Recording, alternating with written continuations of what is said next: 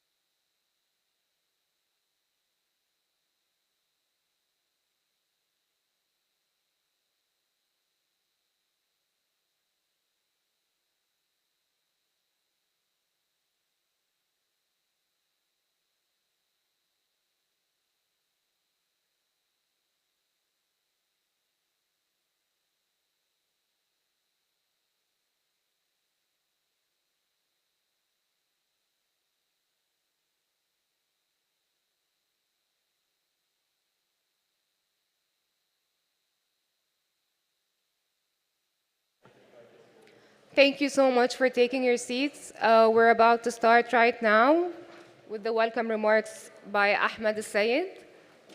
My name is Hiba Hani. Sarah, Marriott, and I are the conference managers. And please, if you need anything throughout the coming days, don't hesitate to contact us. Thank you. Ahmed Al-Sayed.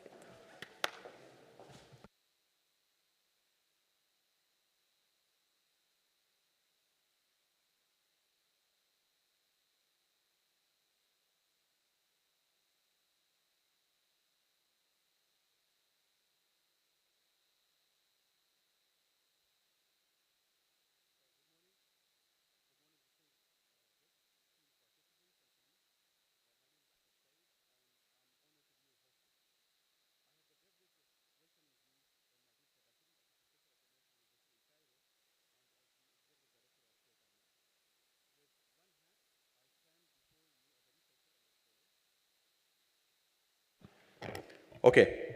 Oh, sorry. This is much better. So yeah, my name is Ahmed Said, and I have the privilege of welcoming you today in my dual capacity as a professor at the American University in Cairo and as the executive director of JPAL-MENA at AUC. With one hat, I stand before you as a researcher and scholar committed to advancing the fields of development and labor economics. With the other, I proudly represent JPAL, an organization dedicated to generating rigorous evidence to inform policy decisions that can improve lives around the world. It's truly a delight to greet you all on behalf of both institutions and welcome you all to what I hope will be an engaging, enriching, and productive exchange of ideas. Today, as we gather here in Cairo, it gives me a great pleasure to open the 7th edition of the Jobs and Development Conference, hosted this year by JPAL-MENA at AUC. This event has grown into one of the most important platforms for researchers, policymakers, and development practitioners to come together and discuss critical issues related to jobs and inclusive economic growth. Since 2016, the conference has been held in diverse and dynamic settings, including Washington, D.C., Bonn, Bogota, Cape Town. Each of these locations brought its own unique character to the conference, shaping discussions that have led to meaningful insights and contributions to the global understanding of labor markets and economic development. And now, we're excited that the conference comes for the first time to the Middle East and North Africa region. We are deeply proud to host this year's event in a city with such rich history, cultural significance, and a pivotal role in the region's development. We hope that this year's conference will stand as a landmark event, continuing the tradition of excellence established by its predecessors, and perhaps setting new standards for future editions. In selecting the theme for this year's conference, I would like to thank my colleagues for their creativity. We wanted to draw from Egypt's own heritage and history, and we chose to focus on the ancient Egyptian gods, Sishet and Tahut. Sishet, here, is the goddess of books and knowledge, represents the art of record keeping and the scientific method, something we, as researchers, are too familiar with. Tahut is the god of wisdom, writing, and judgment, and was believed to be the scribe of the gods, recording events and facts with absolute accuracy. Both deities symbolize the power of knowledge, scholarship, and the importance of precision and rigor, which aligns perfectly with our goals and the spirit of inquiry we seek to foster during this conference. Here we gather not only to exchange ideas and present our findings, but also to pursue truth in its most rigorous form through the lens of data, evidence, and research, aiming to further our understanding and shape future policies. As a researcher in the field of labor economics, I have spent much of my career exploring the fundamental role that jobs play in economic development, especially in emerging and developing countries. Employment is more than just a means of earning a living or earning a livelihood. It's the foundation of economic stability, social mobility, and inclusive growth. In Egypt, as in many other countries, labor markets are at the heart of any developmental change. Particularly now, when we face critical questions about how to create jobs that are productive, sustainable, and equitable. These questions are not merely academic, they strike at the core of what we must achieve to ensure the prosperity for future generations. For developing countries like Egypt, labor market reforms, education, and skills development are crucial. The research to be presented at this conference will delve into these topics and many more, offering insights and potential solutions to the challenges we face. I hope that the discussions we will be having will inform not only the academic research, but also tangible policy changes that can improve lives across the region and beyond. This year, we are fortunate to have gathered more than 100 scholars, experts, and practitioners from around the world. Each of you brings a unique perspective, grounded in your respective areas of research and practice. The diversity of thought and experience present in this room is what makes this conference so special. Over these 2 days, we will have the opportunity to hear from experts on a wide range of topics, from labor market dynamics to education, from migration to gender equity, etc. These discussions will be invaluable in advancing our collective understanding of labor economics and development. And hopefully, they will lay the groundwork for future research and policies that can address the most pressing issues facing our world today. I encourage each of you to take a full advantage of this opportunity, to engage with your fellow participants, share your insights, and challenge one another. It's through these exchanges we will not only enrich our understanding, but also drive the innovations that can shape the future of labor and development economics. Finally, I would like to extend my deepest thanks to the organizing team whose tireless efforts have made this event possible. We are fortunate to have a team of dedicated individuals who have worked behind the scene to bring this all together. Once again, I warmly welcome you all to the 2024 Jobs and Development Conference. Whether you have traveled from far or joining us virtually, we are so grateful to have you here. Thank you, and welcome again to Egypt and AUC. It's now my pleasure to introduce the executive committee who will be guiding us through the next 2 days, and I'll give the floor to Gary Fields.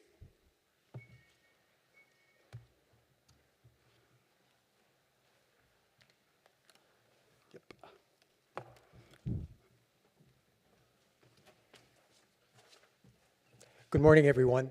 My name is Gary Fields.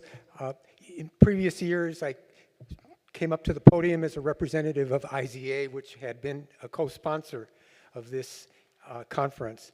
IZA is no longer a co-sponsor of this conference, and so I'm here in my personal capacity as a professor at Cornell University. These conferences, as you just heard from Ahmed, go back to 2016 and before. 2016 was when the Network on Jobs and Development and the World Bank came together to organize conferences. Previously, going back to 2006, IZA and the World Bank had been running a conference. It was called Conference on Labor and Development rather than Jobs and Development, but I regard that as just a change of name. The point remained the same, and that is that economic development could be conceptualized as improving people's material standards of living.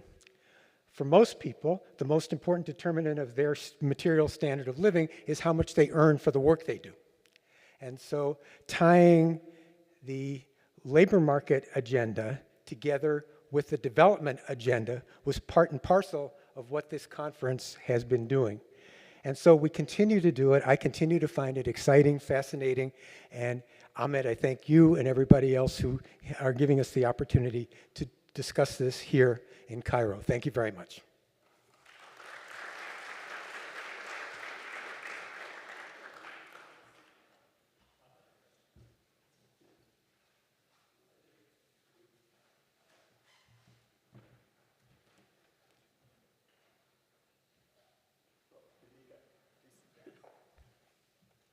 Federica, yes.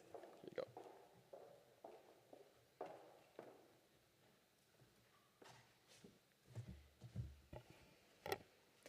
Thank you, and good morning, everyone, and welcome to the 2024 edition of our Jobs and Development Conference. I'm delighted to be here with so many esteemed colleagues and experts to discuss one of the most complex challenges of our time, jobs and economic development. I'm here actually joined by several World Bank colleagues. We also have our Regional Director for Prosperity in the Middle East and North Africa region, Nadir Mohammed, and I can't see, but I have several colleagues who will present our work today and tomorrow. But we really would like to learn from you. This conference and the partnership has been very important for us over the years, has been such a unique platform to discuss the complex jobs agenda through your innovative and cutting-edge research. And I would like to say just two particular reasons why for the World Bank this is very, very important, this annual or biannual gathering. Over the past years, unfortunately to skip 1 year. So the first reason is that the growing prominence of the jobs agenda within the World Bank Group. 10 years ago, we had our first World Development Report focusing on jobs. That report really showed that there are social values to jobs. And it showed the importance of moving beyond just traditional labor market analysis. It showed that we need a holistic approach. And then fast forward in 2019, we had another World Development Report on the changing nature of work, showing importance of technology advancement for jobs and really the trade-offs between efficiency and equity. And now, with the new president, with the new leadership, we have entered a new phase. The prominence of the agenda was communicative from our president from day one. We are reorganizing as a bank. We are rethinking as a bank how we can serve better and solve better this issue. And so those inputs, what we learned from you during this, let me repeat it, a unique platform to reflect on the jobs agenda is very important. The second one is the importance of continued investment into knowledge. We always say development reaches people through jobs. And yet, unfortunately, we haven't solved the jobs challenge. This battle, we haven't won it. There is no one solution for jobs. It's really a matter of understanding, what are the priorities depending on the country context, depending on the interplay of many factors. Hence, the knowledge that we learn here is a key input. You help us understand what works, in which context, and how we can be more effective. So your work is really important to guide us through these ongoing and new challenges and opportunities, right? Because we know there are a lot of opportunities to be leveraged. So with that, I won't take too much time. I look forward to promising to be 2 days of interesting and enlightening discussion with all of you. Thank you.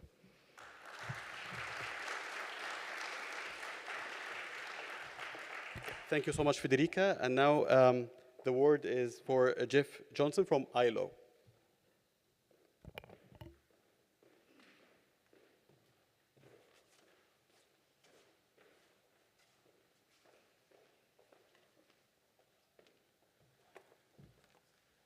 Well, thank you, Ahmed. It's good to be with you. My full name is Lawrence Jeff Johnson, so if you get confused, don't worry about it. I was 5 years old before I knew my name was Lawrence, so if you look me up, you can find me that way.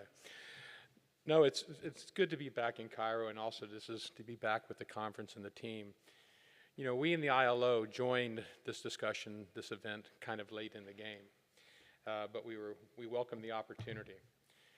The ILO, we often say labor is not a commodity, and we treat it as such. And we need to look at how we have an inclusive growth model that looks at not only growth and economic inclusion, but also society and the environment. As such, these types of conferences are vital for us. We need to make sure that we move forward in a holistic approach. With our new Director General, we are looking at the issue of advancing social justice, looking about how economic growth can serve society while protecting the environment, including everyone. Today's conference, in the next 2 days, we have a number of papers being presented. I'm joined here by several colleagues from the ILO. But more importantly, the papers that we reviewed, we found quite interesting. There were so many papers that we could not select everyone. So the committee has already had a brief discussion how we can expand in the future. But our job here today is not only just to give you an insight to some of our work and our priorities, but really to listen to you, see where you are finding the research that we can find useful to develop partnerships. So on that note, let me thank you for joining us both here in person, but I know we have many colleagues joining us virtually. So again, thank you, and I look forward to 2 days of discussion. Thanks.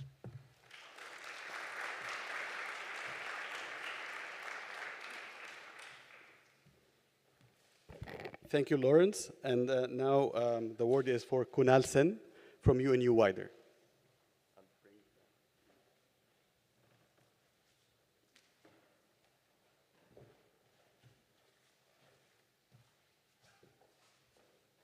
Well, good morning, everyone. First of all, I want to thank Ahmed El Sayed, American University Cairo, and Jepal Mena for hosting this conference in the historic city of Cairo. It's just wonderful to be here, and this lovely campus, which Ahmed says to me is a fairly recent campus, the American University Cairo. So it's really, really pleasing to be here, and thanks so much, Ahmed, and the team who've been working non-stop along with colleagues from University of Cape Town for the conference. So UNU-WIDER is delighted to be one of the lead institutions supporting this conference. We came in a little bit later than the World Bank and the Network of Jobs and Development, but when we did, we were absolutely committed to this conference because the agenda of this conference is very much linked to our own work, especially around SDG 8, decent work and inclusive growth. It's a fundamental SDG we think very, very important, is a very important SDG among others. And the work on the question of good jobs that Federica mentioned is a challenge that we need to understand. We're talking about a world where, at least in Africa and in Asia, 85% of workers are in the informal sector, precarious livelihoods, et cetera, and very, very difficult working conditions. And we don't really yet have a solution to exactly how we should address those sorts of challenges. And this conference is an innovative platform that we think is very important for bringing together scholars and policymakers around the challenge of good jobs in developing countries. And if you go outside and see our publications for the last 5 years or so, we have several projects, books, journal articles, special issues on this challenge of good jobs, on informality and women's work and so on. Something that we've been committed to. And in our current work program, which is on one of the major themes is inequality, seen through the lens of labor markets in particular. That's a particular focus we bring in the work on inequality in UNU-WIDER. So much more to come, actually, for us. We started the work program this year, and we're going to carry on this work for the next few years.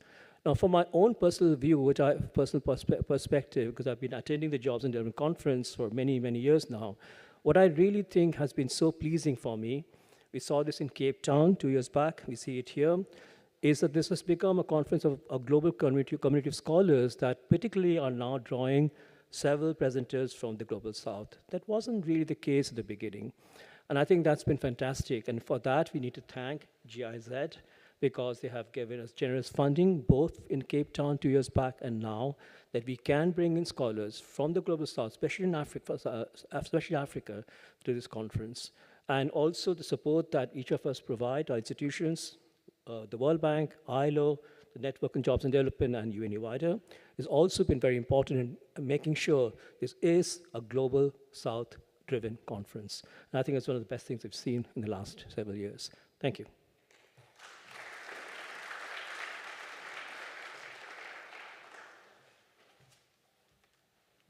Thank you so much, Kunal. Now I give the word, last but definitely not least, Harun Purat from DPRU, University of Cape Town.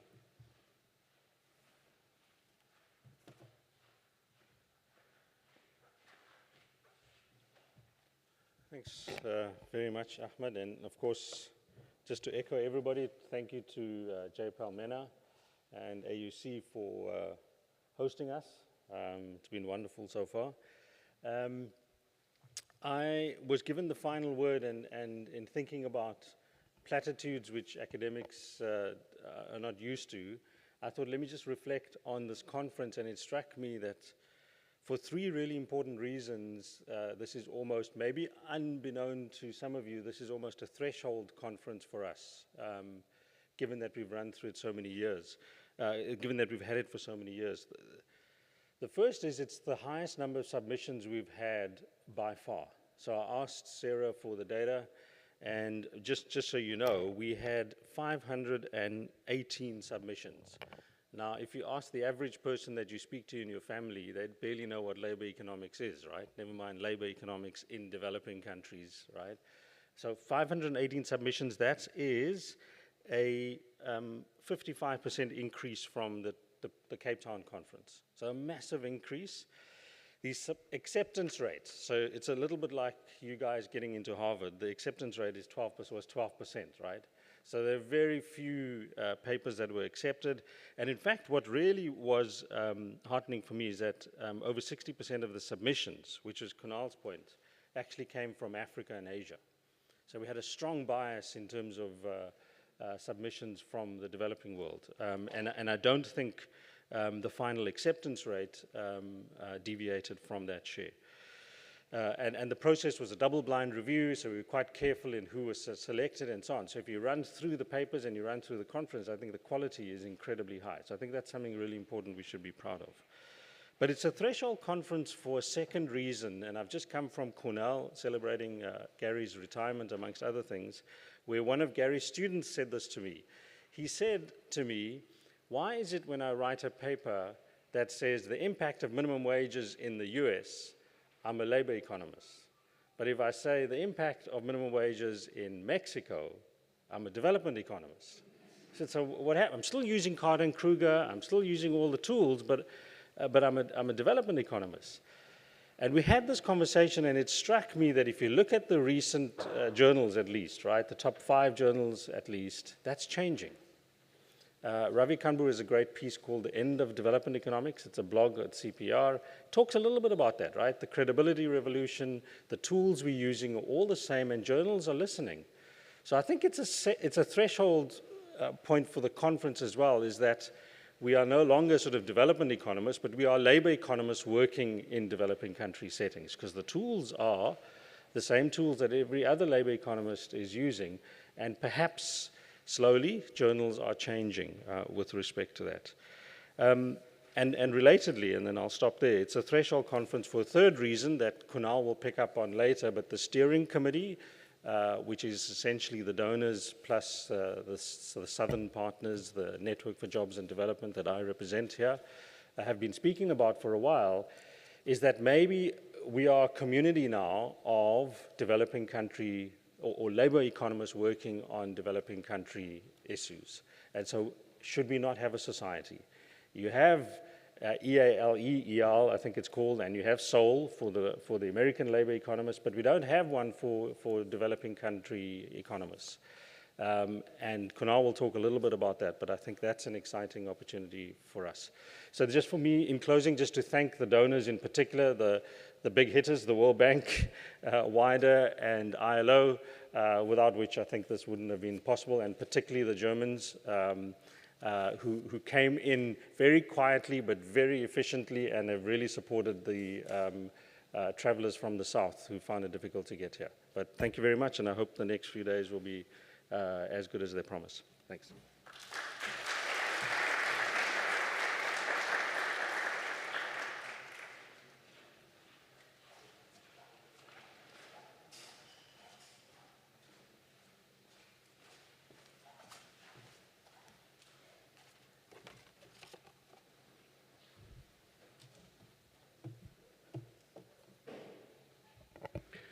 So it's my pleasure now to start the academic discussions and the academic lecturing by having our keynote speaker for today, Professor David Lam, who's like a big name in the areas of economics and demography. Professor Lam, the floor is yours. We are so much looking forward to your presentation.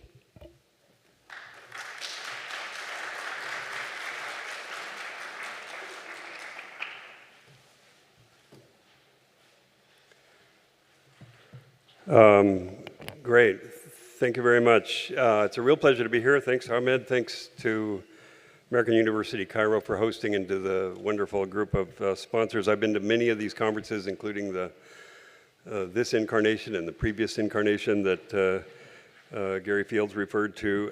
They're always great, and it was a real honor to be invited to give a keynote address this morning.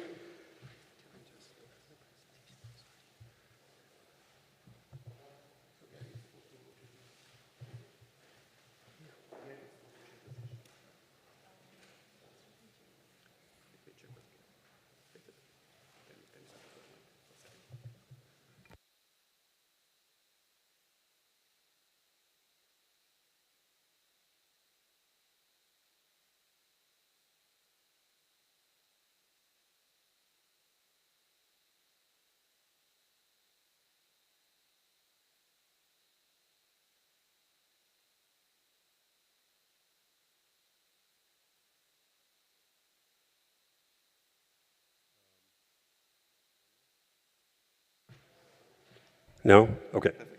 Very good.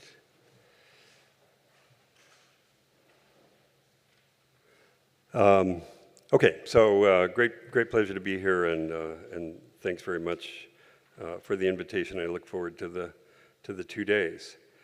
There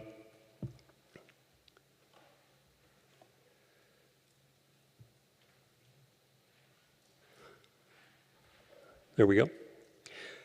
So I'm going to talk a lot, just go back to the title. The title is The Global Labor Market and the End of World Population Growth. So there's hopefully something provocative there for you to think about, and hopefully it will convince you that this topic makes sense. I'm using, throughout the paper, the latest population projections from the United Nations Population Division, which is kind of the gold standard in population estimation and projections.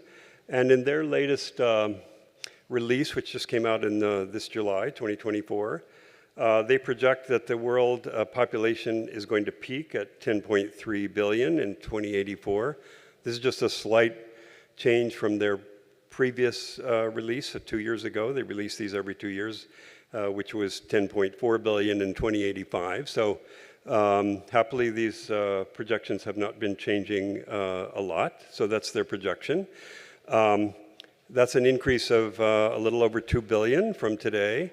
And then they project that the world population will actually decline to about 10.2 billion by 2100. So they're bold enough to project out to 2100, and I will show you a lot of those projections.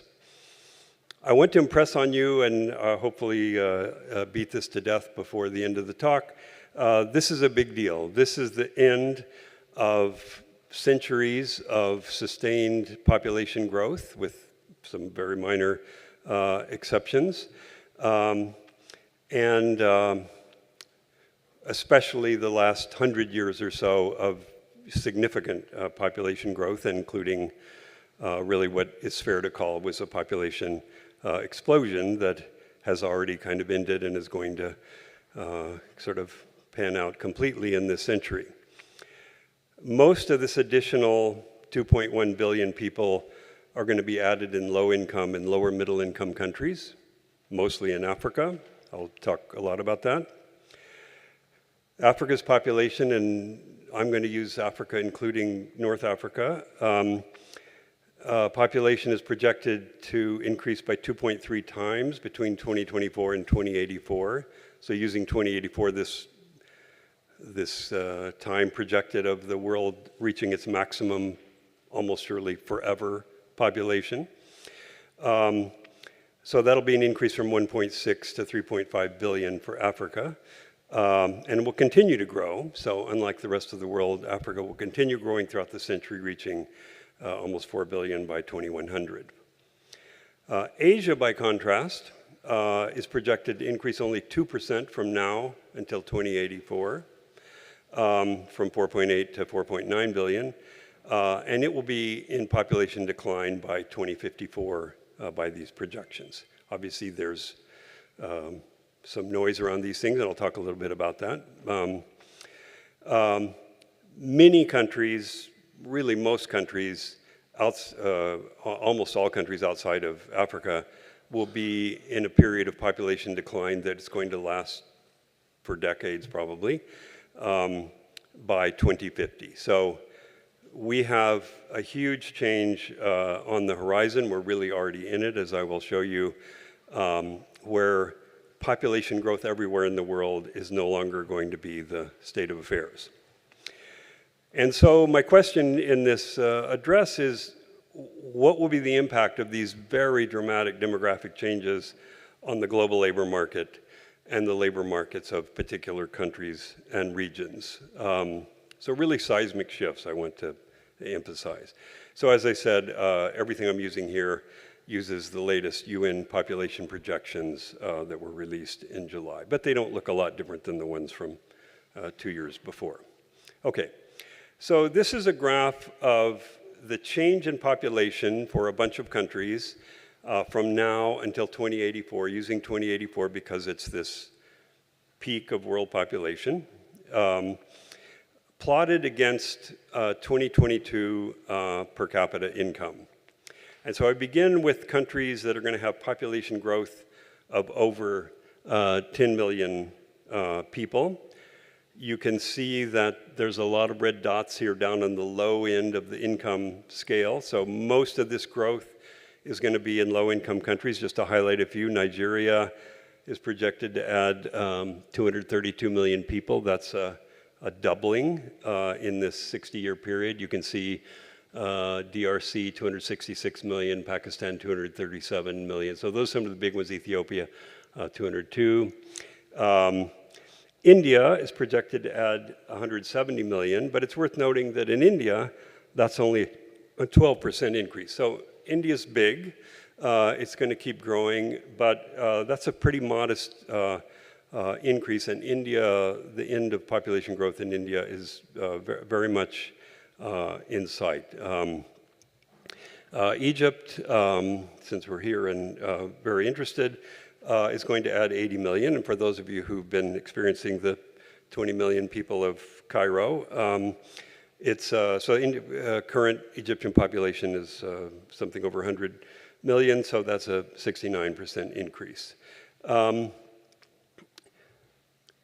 Then if we add all the other countries with positive population growth, they're all the red countries, you can see, again, very heavily concentrated down on the low end of the world income distribution.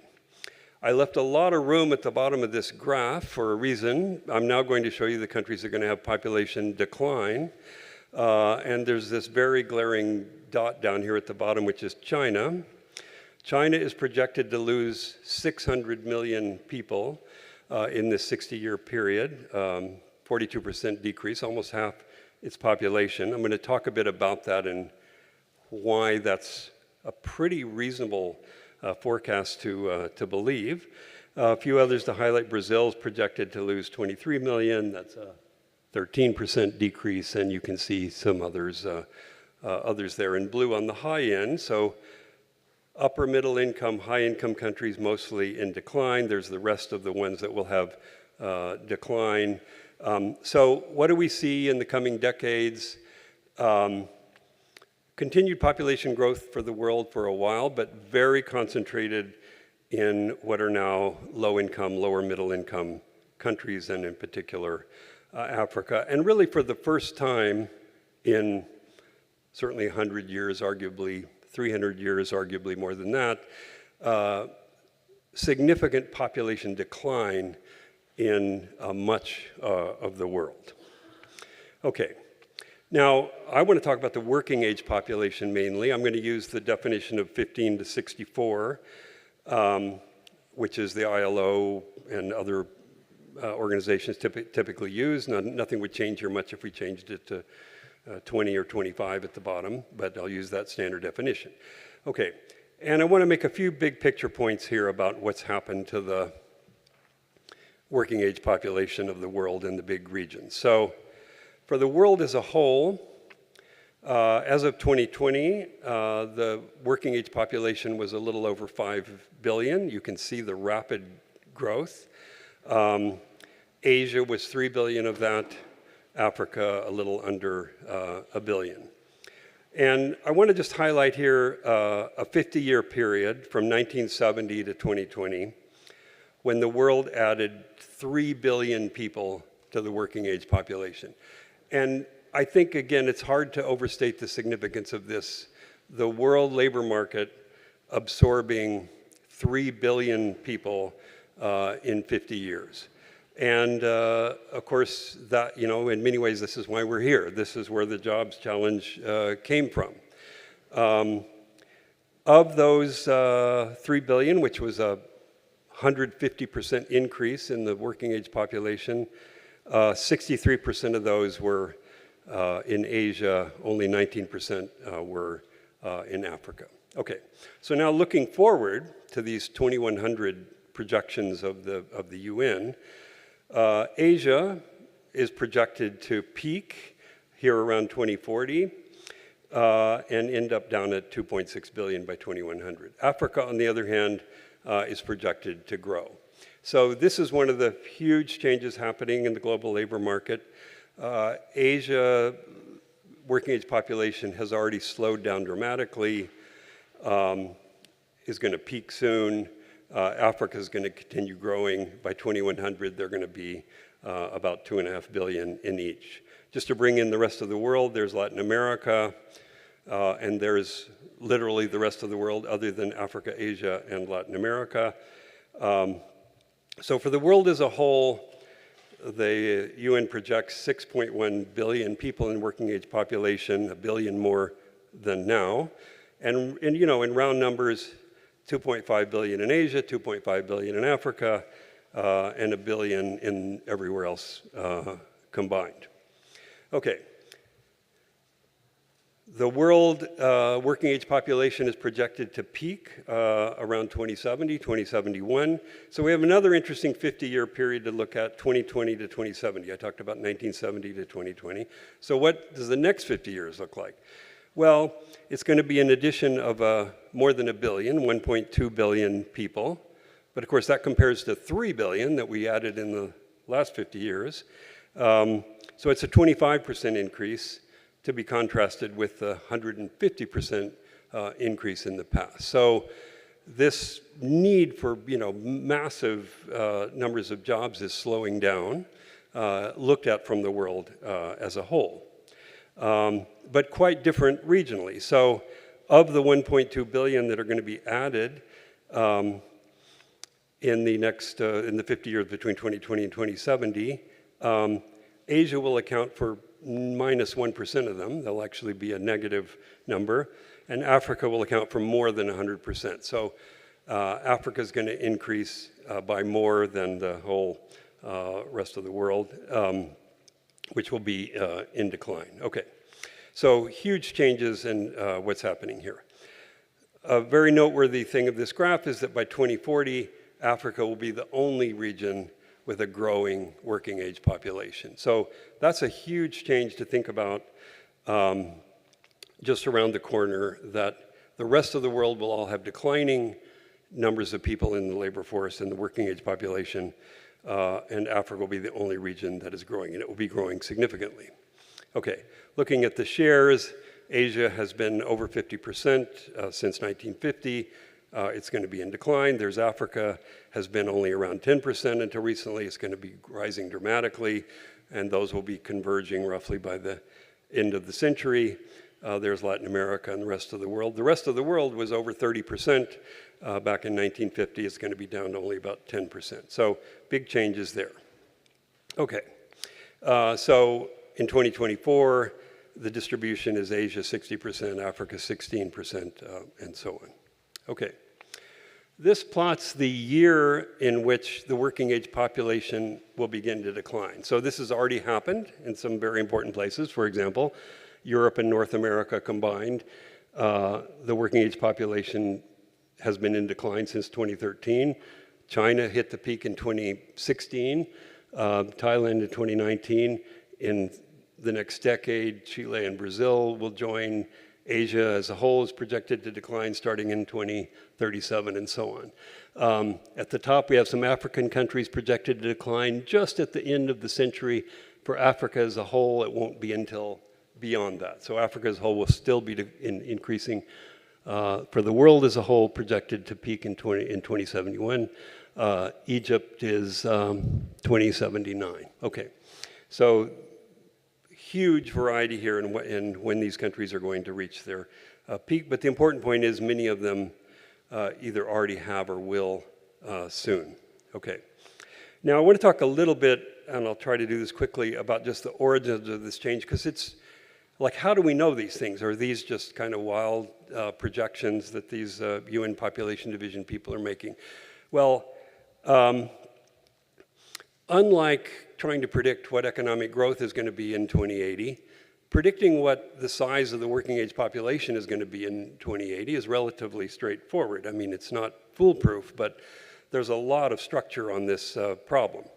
So to see kind of why these aren't just wild conjectures, it's useful to go back and look at the origins of the current demographic situation, which really go back to the 1950s and 1960s when we began the population explosion. So I like to call this the fundamental theorem of demography, that populations grow because there are more births and deaths. So demography is kind of simple. There's another fundamental theorem, which is that people get 1 year older every year. These are nice rules to live by. So that actually gets you pretty far. So just to look at like birth and death rates going back to the 1950s, if we looked at the world as a whole, birth rates used to be around 3.5% of the population was added in births every year. If we go back far enough, deaths roughly offset that. So we had thousands of years of relatively no population growth. So the birth rate was high, the death rate was high. By 1950, the death rate has already dropped enough to create some population growth. The gap between these, these are called crude rates because they don't account for age structure or anything. They're literally the number of births divided by the population, the number of deaths divided by population.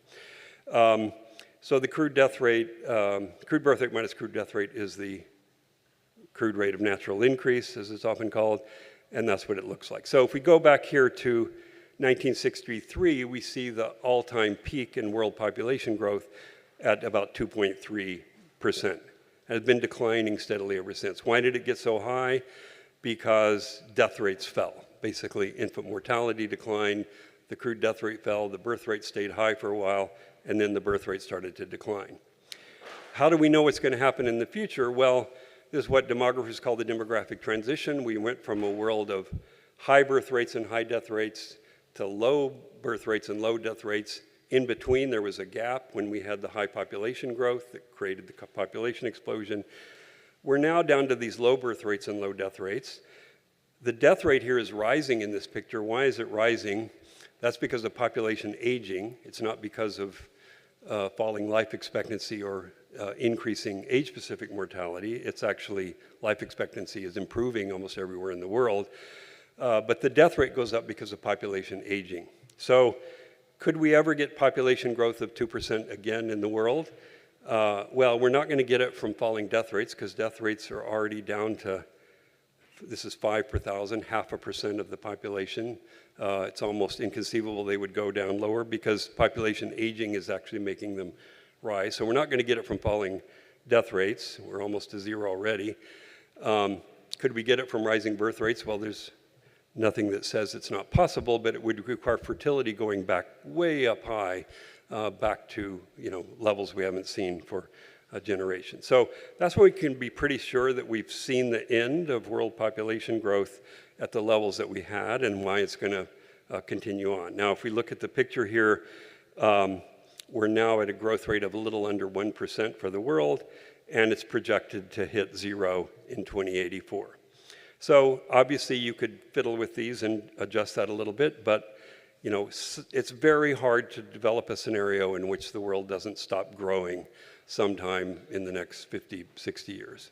If we look at Africa, there's the crude birth rate, there's the crude death rate. It's the same basic story in every country in the world. It's just a matter of degree and how big the gap got between birth rates and death rates when we went through the demographic transition. In Africa, it got bigger. It got up to about 3%. That was to Asia, did the same thing. And the population growth rate has been going down since the 1980s. So current growth rate about 2.5% per year, which is you know, quite high by international standards. You can see looking forward, the crude death rate for Africa looks a lot like it did for the world, and that's because it does look a lot like it for the world. The big difference is the birth rate is still high. How fast is it going to fall? That is the big sort of source of uncertainty in all of these projections. So what happens to Africa in this decade is really about how fast fertility declines. Okay, I want to say a little bit about how we know that China is going to lose 600 million people. So that should kind of grab you as a prediction. That, as I said, is almost half of its population.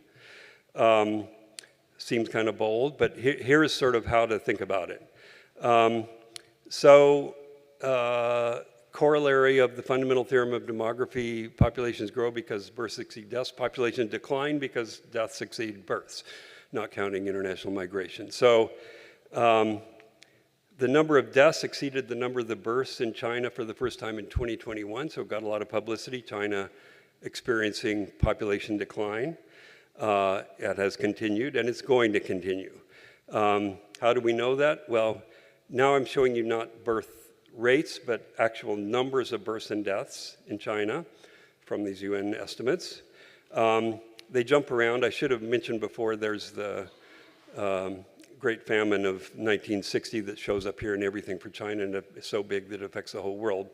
And there's some fluctuations here, and those have to do with sort of changing age structure related actually to the Great Famine. So this is a combination of the birth rate and the number of women of childbearing age, so those are creating some of these cycles. But basically the number of births has been going down since the 1980s. Not just the birth rate, but the actual number of births.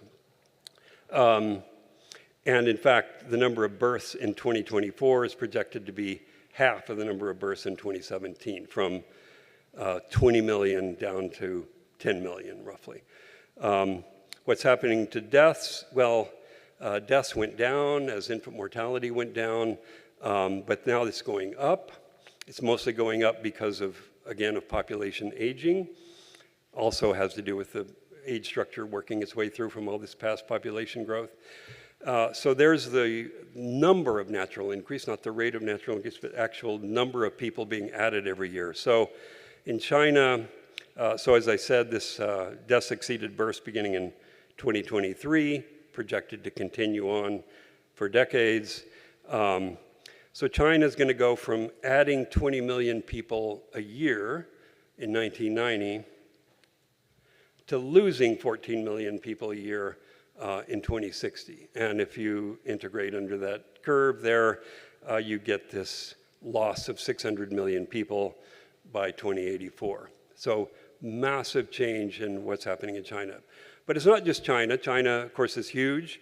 It had the one-child policy, which may or may not have been responsible for the fertility decline. Many other nearby countries had similar rates of fertility decline.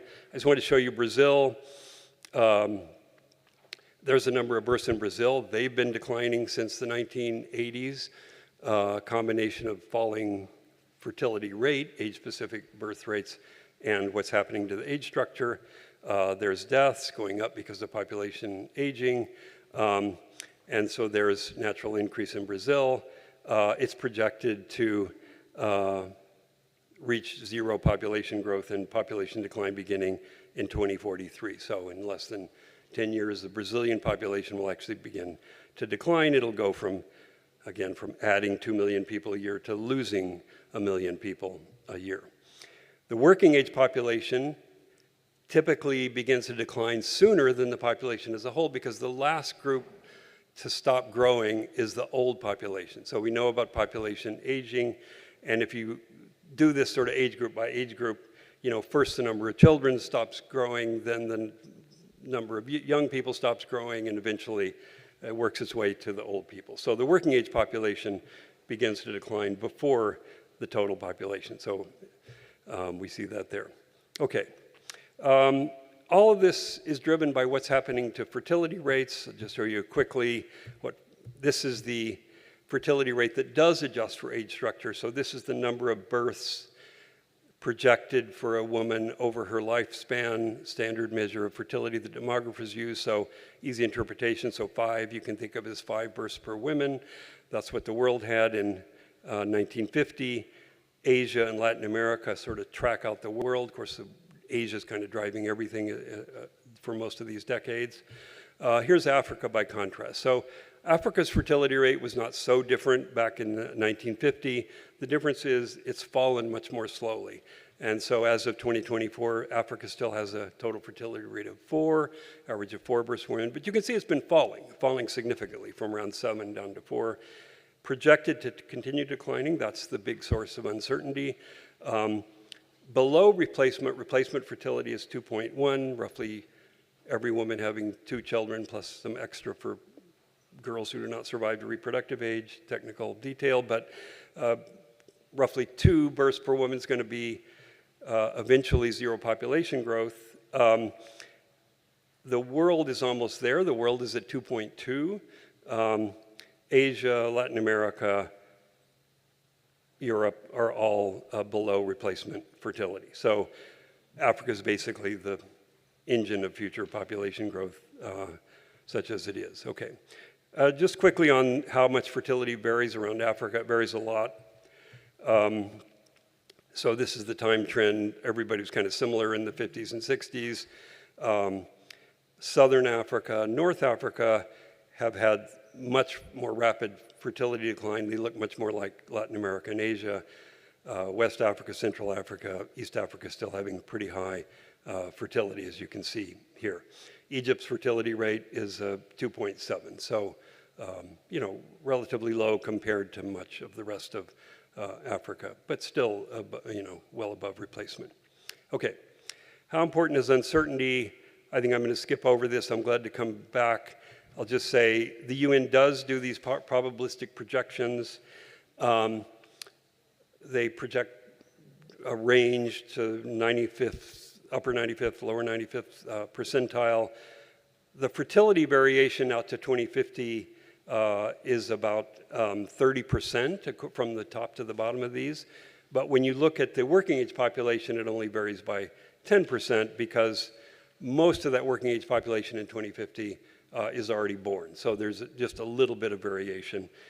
Mortality doesn't tend to matter very much because there isn't much mortality even in poor countries between 15 and 64 and even between 5 and 64. Once we go beyond 2050, there's a lot more uncertainty, of course, but if we're projecting out a few decades, you know, we know a lot about the working age population. It's basically, most of it's already here. International migration often comes up when I talk about these things. I'll just say the UN projections do include international migration, so the numbers I show you for countries include the UN's estimate of international migration based on various statistics. It's just a single net migration number for the country. Is no distinction between in versus out. There's no distinction by age, gender, et cetera. So we can't just look at the working age population. But for some countries, the in-migration is quite significant. So the United States, for example, would have population decline in coming decades were it not for the estimate of international migration. So just a few highlights here. Asia is projected to have outmigration of 0.05%, so quite a low number. That's 2.3 million people a year. Africa, also quite a low number. You know, not negligible.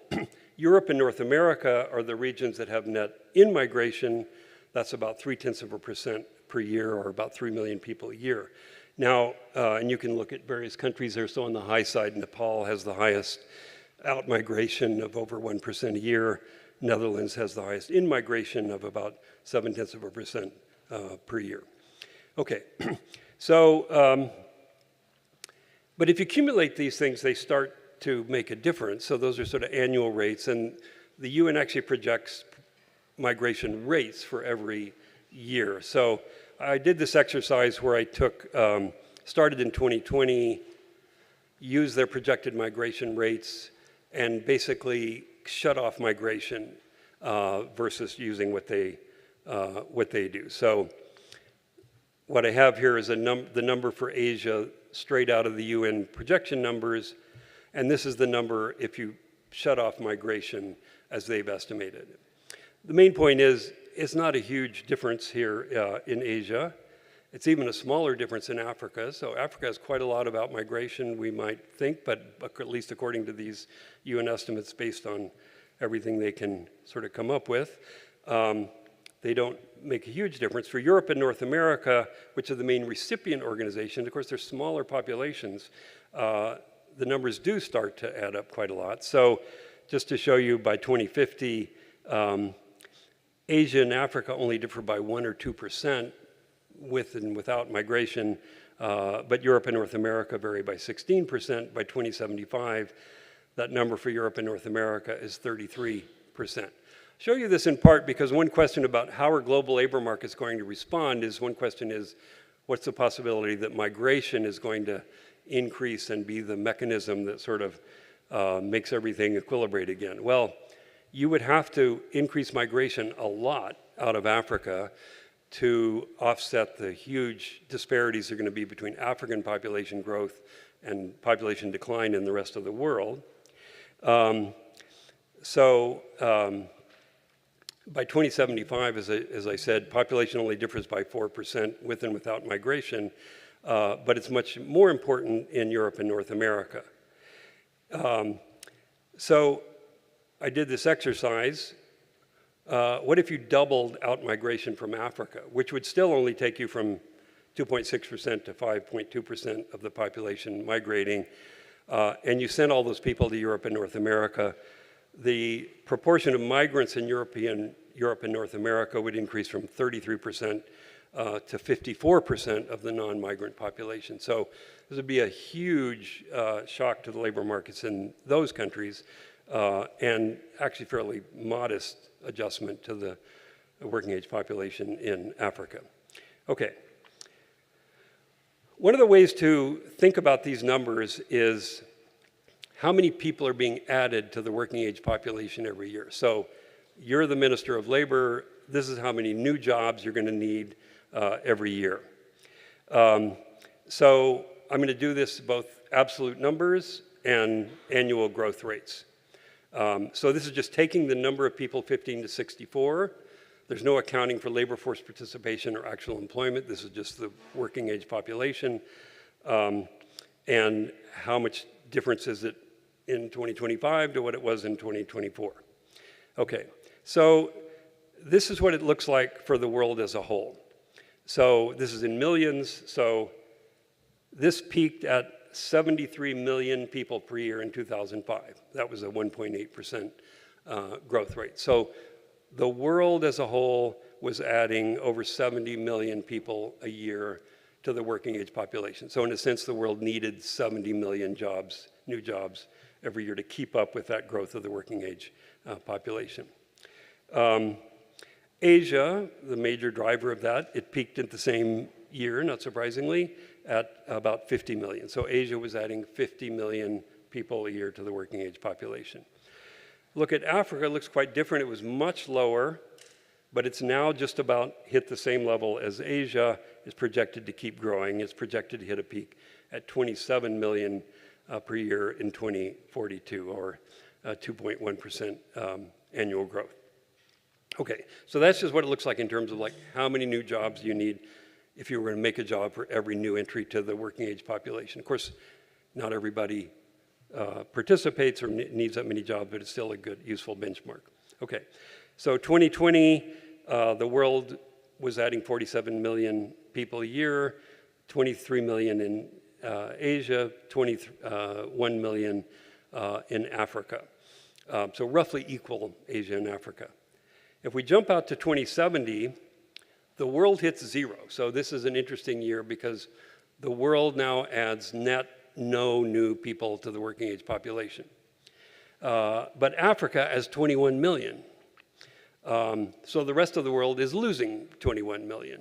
And 16 million of those are in Asia, and then the other 5 in the rest of the world. So we get to this situation in which Africa needs 20 million jobs a year. The rest of the world is losing 20 million jobs a year, so to speak, 20 million people from the working age population. Will those jobs move? What will happen? These are the things I want to throw out to you. Looking at growth rates, the world peaked at an annual growth rate of 2.4% in 79, projected to hit zero in 2070, as I've noted. Asia hit a peak of about 3% in 1979, and here's Africa, which hit a peak of 3% in 82. Now, the important thing about these numbers from an African perspective is Africa's growth rate of the working age population is not off the charts. It's about the same as it was for Asia at its peak, about 3% per year. It's just that in Asia, that only lasted for, 5 years or so. It went up real fast and it came down real fast. In Africa, it went up fast and it stayed high, and then it's projected to decline. Okay, so the peaks are similar, but this sustained level of growth is what's been the challenge in Africa. This is just the percentage increase for a whole bunch of countries for the next decade. So Africa's working age population will grow 31% in the next decade compared to 7% in Asia. A few examples from around the continent. So Niger hitting the extreme at 47% increase, down to China, which already has a decline. This shows you what happens in 2040 to 2050. The important thing here is these rates are all going down. So the percentage increase in a decade in the number of jobs needed is declining in every one of these countries and in every one of these regions. By the time you get to Latin America, Asia, and Europe, they're all declining. They're going to have job decline or working age population decline over that decade. Okay, so just some numbers. Africa needs about 2 million jobs a month to keep up with the growth of the working age population in this decade. 2040 to 50, it's going to rise to about 2.3 million per month and then start to decline a little bit. Compare that to Asia. Asia is also about 2 million a month. So Asia and China currently have kind of equal jobs challenge, you might say. They need 2 million jobs a month to keep up with the growth of the working age population.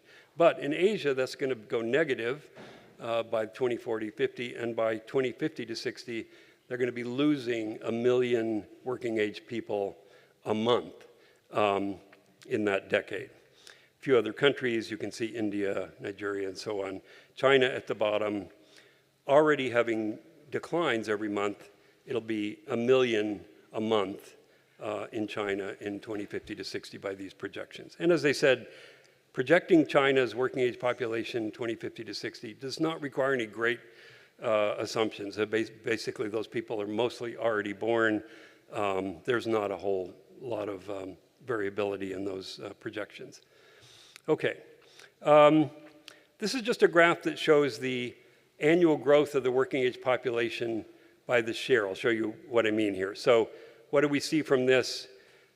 You might ask, like, how many people live in a country with a declining working age population? The answer now is about 11%. So this is just the cumulative. So the countries below the zero line have declining working age population, a growth rate that's negative. Above the line, you have a growth rate that's positive. So 90% of the world lives in countries with a positive growth of working age population, but many are getting very close to zero, including China. The annual growth for the median worker, you might say, so the median working age person across these countries is about 1%.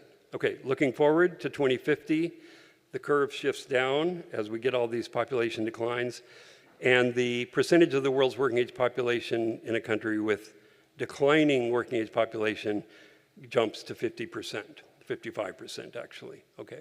So more than half the world by 2050 will live in a country with a shrinking working age population. If we look to 2075, and by 2050, the median person will be in a shrinking population of minus 0.1%. Go to 2075, the curve looks like this.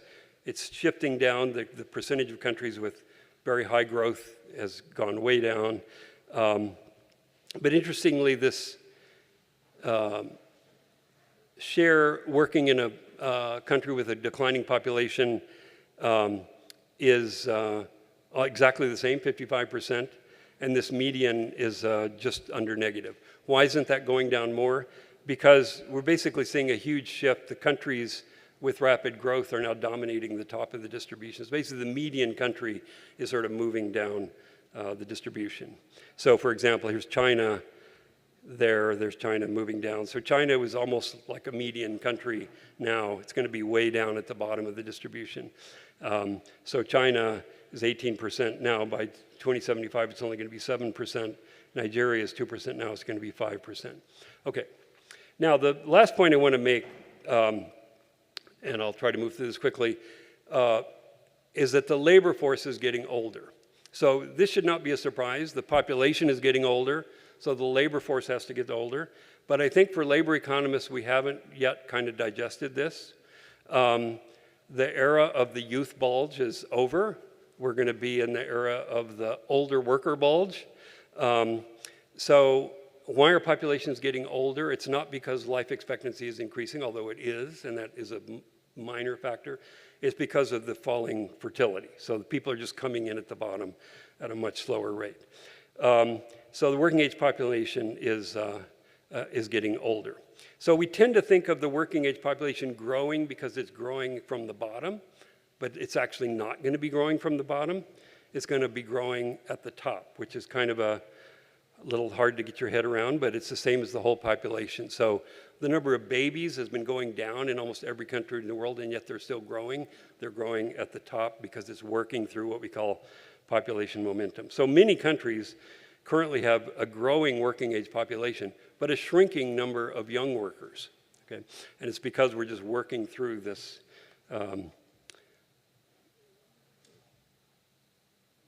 sort of rat in the snake, or whatever metaphor you like, sort of population momentum. Okay, so interesting new challenges for labor markets. So this is the increase in the size of working age groups. So Asia has 4% growth of its total working age population projected for the next 25 years. It has a decline in the number of 15 to 24-year-olds, a decline in the number of 25 to 30-year-olds, and so on. So the growth is very much at the top. Africa, on the other hand, has growth in every age group, with the biggest increases again at the top. Latin America looks a lot like Asia. The rest of the world has declines in every age group. And the world as a whole fits this same pattern of the whole labor force is growing, but the youth labor force is actually shrinking. So Africa is the only region with growth in this young age group. By 2050 to 75 period, to show you the whole thing, Africa is the only region with growing age groups. These others have declines in every age group. But it'll always be that the fastest growing age group is the old age group. All right, I'll go through this just real fast. This just shows the working age population by age group. And the main point here is just this shift from being very dominated by young to being almost equally distributed by the end. I'll just skip through that. This is the annual additions by age group. And again, currently the big additions are at the bottom with the young people. But that's going to change, and the big increases are going to be with the older workers. And we can think about, you know, if we follow a cohort, there's the largest cohort ever born in Africa, born in 2001 to 2010, 10-year cohort. And there they are working their way through. So where do these old workers suddenly show up? You know, you're in charge of providing jobs for 50 to 59-year-olds. That's you got that desk at the labor ministry. Suddenly, like, that number is going up a lot. Like, where are these people coming from? Where are these cohorts that were born, you know, 50 years ago, finally showing up? And meanwhile, the person in charge of 15 to 24-year-olds has, like, declining numbers every year, even in Africa. Okay. I won't mention these other things. You know, other things are happening. There's lots of things we could think about. They're becoming more urban, becoming more educated. I'll skip over that. You all know that. So the job creation challenge, we're going to add 1 billion people to the working age, 80% of them in Africa. Africa's working age population more than double in the next 25 years. The number of young workers is falling in Asia and Latin America, but it's going to increase in Africa. This shift to the older worker bulge is the other big dramatic change I want to mention. So we've been totally focused on making jobs for young people entering the labor force. That challenge, in a sense, becomes much less going forward. Those numbers are actually going to decline. They're already declining in most of the world and will eventually even be declining in Africa. Africa and Asia currently need about 2 million jobs a month. That's going to go up in Africa. It's going to go negative in Asia. So what will be the impact of all this? Of Africa being the only region with a growing working age population. So we're leaving a period in which at a conference like this, we were thinking every country in the world needs more jobs, have a growing working age population. That era is ending. Most of the world is going to have a shrinking working age population. The exception, important exception being Africa. Most countries will actually need fewer jobs than they have had in the past. So the question is, will jobs move from Asia to Africa? Will people move from Africa to Asia? I throw this out to you in the coming 2 days. By 2070, the world as a whole will have no growth in the working age population, but Africa will have 21 million new people. The rest of the world will lose 21 billion people in that year from a working age population. So will those 21 million jobs somehow end up in Africa? So these are the questions I throw out to you. Are people going to move? Is capital going to move? Will somehow economic growth in Africa be enhanced by the fact that the rest of the world has a shrinking working age population? So thank you very much.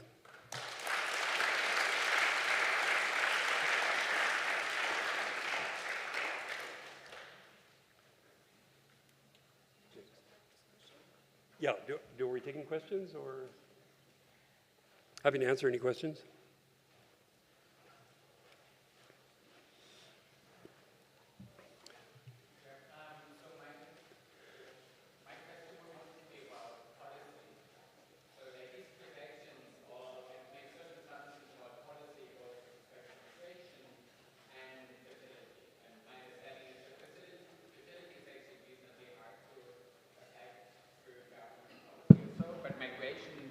Arguably is substantially easier to steer as a government.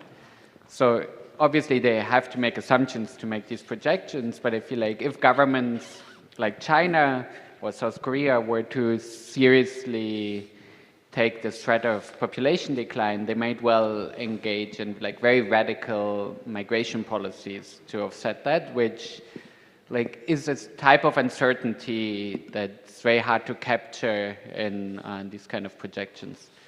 Yeah, very good question. So yeah, how might policy respond both in migration, where you might expect big changes? Because I think a lot of these countries have actually not completely absorbed what's happening. And how are they going to respond? So they may allow more migration, that's very possible. In the case of Asian countries, almost all the other countries are also going to be in decline, but at different rates. On fertility, you know, a lot of countries are trying to increase their fertility. That's very hard. Very few examples of policies that actually work there. Of course, there's the question of, you know, will fertility fall faster in Africa? That's very possible. I actually think it may, but, you know, those are kind of tweaks at the margin, and they, you know, changing fertility in Africa would only, you know, affect things decades out and probably wouldn't change the curves a lot. But this is obviously the question, you know, are people going to respond in, especially in policy toward international migration, where, you know, I think China losing half of its population, I mean, that's kind of a huge shock. Yes? Any more questions? Thank you. David, thanks for this. I'm Jeff Johnson. I'm with the ILO. I've done a lot of work over the years on these numbers as well. I'm curious to get your reaction. I know you picked 15 to 64, but normally we, the ILO, would have done 25 to 64. The reason I raised the question is economies develop, younger people have a tendency to actually stay in education longer. And so I think that would have an effect on the numbers. I'm just curious if you have looked at that. Likewise, we're seeing a movement in OECD countries to raise retirement age to around 67 or even 70. So we're creating a different dynamic when it comes to the labor force participation. The second real question is, when you look at just the simple numbers, you can see the demographics going through. But the question that we often also look at is the labor force participation rates by the different cohorts, male, female, et cetera. Right. Because I think this is going to affect a lot of the numbers as we move forward. But you're absolutely right. What the future of work is going to look like 15, 20 years from now could be dramatically different. There may be no need for migration. Certain jobs can do online services. We're going to see a lot of shifts in that regards. Right. I'm less worried about China. I've worked a lot in China about the numbers. And no, I don't think in China they're looking at a policy of migration per se. They're looking at replacement. They're looking at extending the retirement age. So back to my question though, I'm just wondering if you've looked at these numbers in terms of honing in on the 25 to 64 or 55 plus, and then looking at the upper bounds and seeing what that would do in terms of labor force participation rates, because these are shifting. No, great presentation, really enjoyed it. Yeah. Thank you. Yeah, no, that's a good point. And I've always thought the 15 to 24 maybe should not be included. Should probably just do it both ways. But what's happening on the upper end, as you say, is very important because that's where the growth is. So if you extended it to 70 instead of 65, that's going to add a lot of people to the working age going forward. Although there's very high growth there, those numbers are still relatively small. That's still kind of the small part of the age structure now, though it's going to be growing a lot. And then, of course, another policy, not exactly policy, but was something people might try to influence, is participation rate. So this just, did the working age population. If you had a huge increase in the labor force participation of women in countries where it's not that high, you would offset a lot of this working age population decline. And then, of course, you have robots and AI and so on that I didn't have time to get into that may mean that these countries, like European countries and Japan and China, they just make up for the loss of these working age by automating, which means, in some sense, the jobs aren't going to go to Africa because they're going to go to robots. We Gary? can have one more question. Okay, Gary, go ahead. Yeah, thank you, David. I wanted to ask something about a point you raised that was brand new to me. I had never heard the term older worker bulge before. And so that's good. I made it up. I was hoping it might. Well, it's good. It was evocative.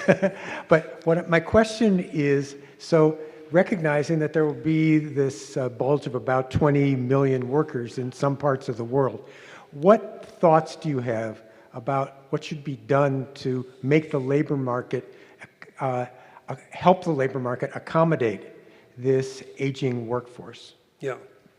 Well, and it's interesting, I should just say a little bit about, what does it mean to be adding 20 million workers age 55 to 64 or something, they're obviously already there. So it's just that they're aging in. But literally what it means is that the number of 55 to 64-year-old workers in 1 year is 20 million more than it was the year before. And so, if you give those people jobs when they're 15 or 24 or whenever they enter the labor force, and they keep those jobs for their whole life, then everything's fine. But presumably that's a huge change to go from, gradually smaller number of workers in every age group to growing numbers of workers in every age group, because there really is the challenge of you're not necessarily having to make a new job for an old worker, but suddenly, you've got this big increase in the number of older workers, and the labor force may just not be set up to that. I mean, you may be set up, there's this many people, young people in jobs, there's this many old people in jobs, we've had this sort of pyramidal structure, and suddenly, there's more old workers than there are young workers. That's a big adjustment, and some jobs may work for that and some not. Okay, thank you very much. Thank you.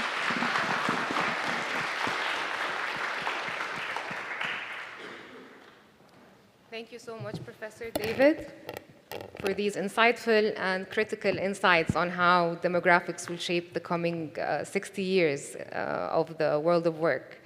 We're very happy to start now a very short break. Please head outside, and we will reconvene in 15 minutes. Thank you.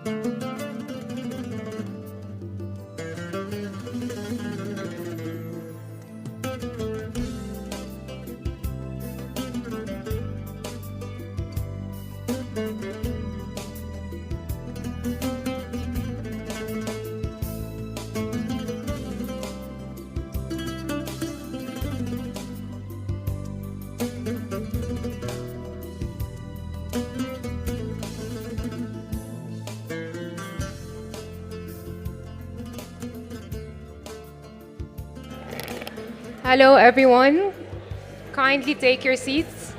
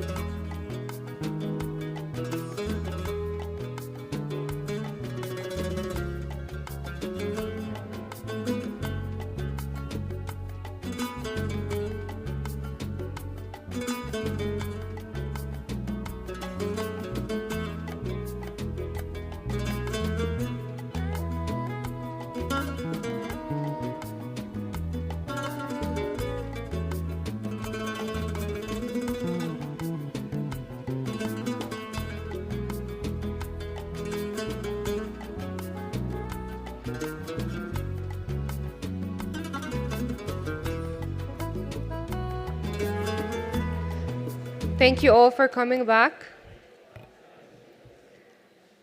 Let me welcome Federica Saliola. They will give us new insights on the new policy framework at the World Bank, more on growth and jobs agenda.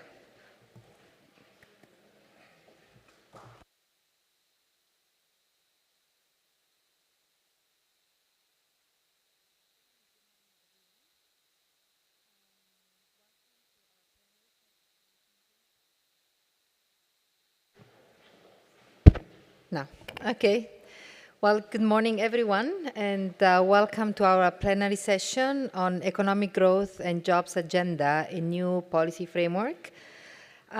Today, we will present to you a novel framework, actually a new policy organizing framework for job strategies that we've been developing over the past years at the bank and discussing with you, that redefines how we think about jobs, how we think about policy priorities, how the policy come together, how they evolve together. Now, we heard this morning from Professor Lam and the opening remarks that we all know that the jobs challenge remain one of the most pressing issues in developing countries. We heard about how much the world is grappling and will have to grapple with demographic shifts. We have technology advancement. Now we have, the climate change. They're all reshaping labor market, adding to already very complex agenda. As we know, the jobs agenda is multi-sectoral, multi-policy. So it's really hard. There are no jobs policies, but there are job strategies. So we hope that this novel framework will help us think through these job strategies and how I can prioritize policies. Now, the MENA region is no exception. There are a lot of challenges in the region. There is huge potential. So today, we focus the discussion on the Middle East and North Africa region. We're fortunate, we have a very distinguished panel that will introduce you after the presentation of the framework. Unfortunately, Manuela Francisco, who was supposed to be here and present to you this framework, had an unforeseen commitment. So she can be here, but she recorded the presentation. Manuela Francisco is our Global Director for Economic Policy in the Prosperity Network of the World Bank Group. So let me start with Manuela's presentation, and then I'll invite afterwards the panelists to join us for a discussion. Thank you.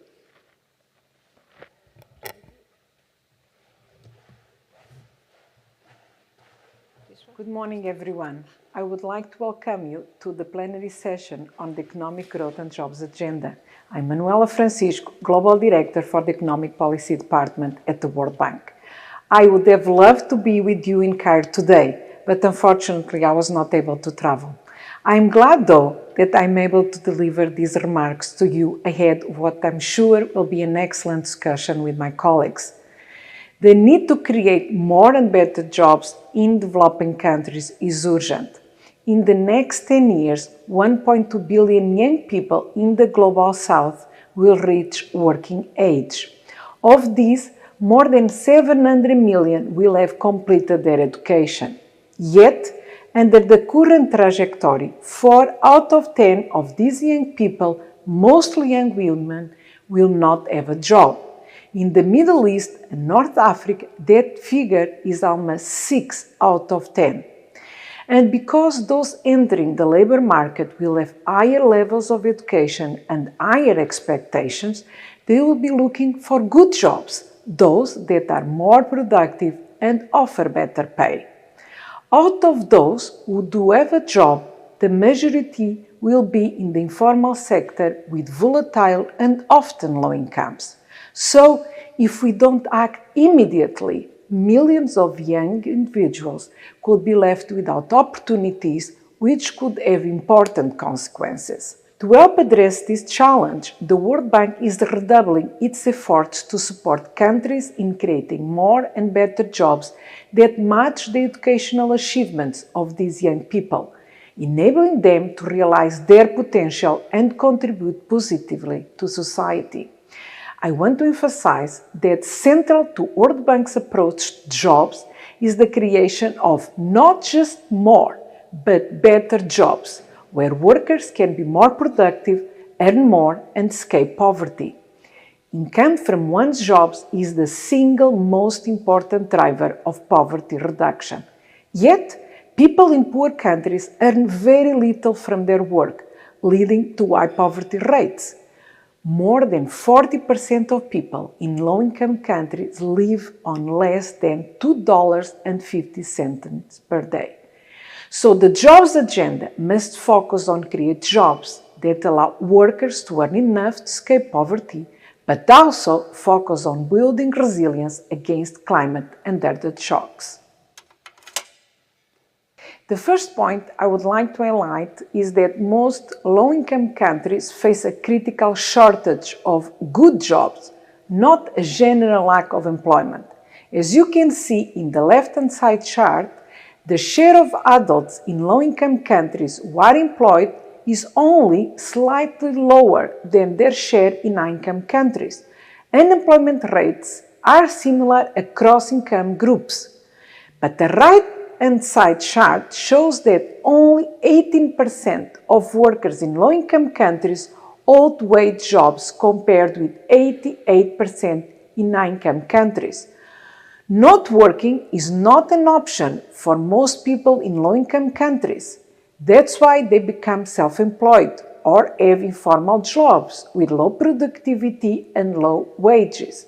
Those are called jobs of necessity.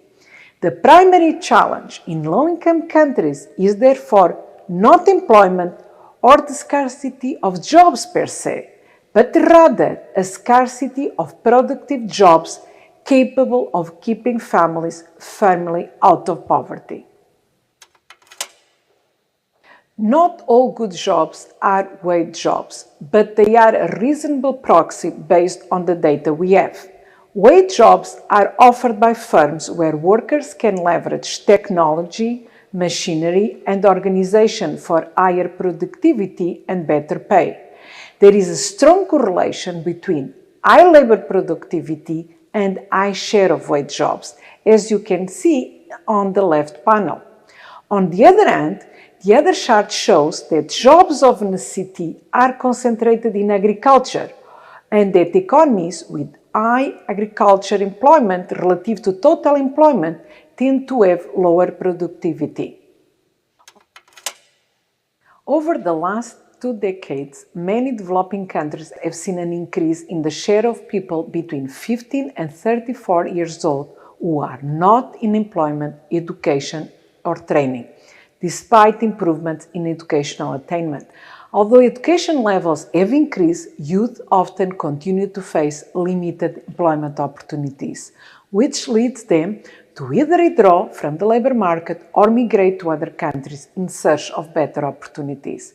Another aspect I would like to emphasize is that, despite progress in women's education, gender gaps persist in labor markets. Globally, 1.4 billion women are not working for income or actively seeking a job.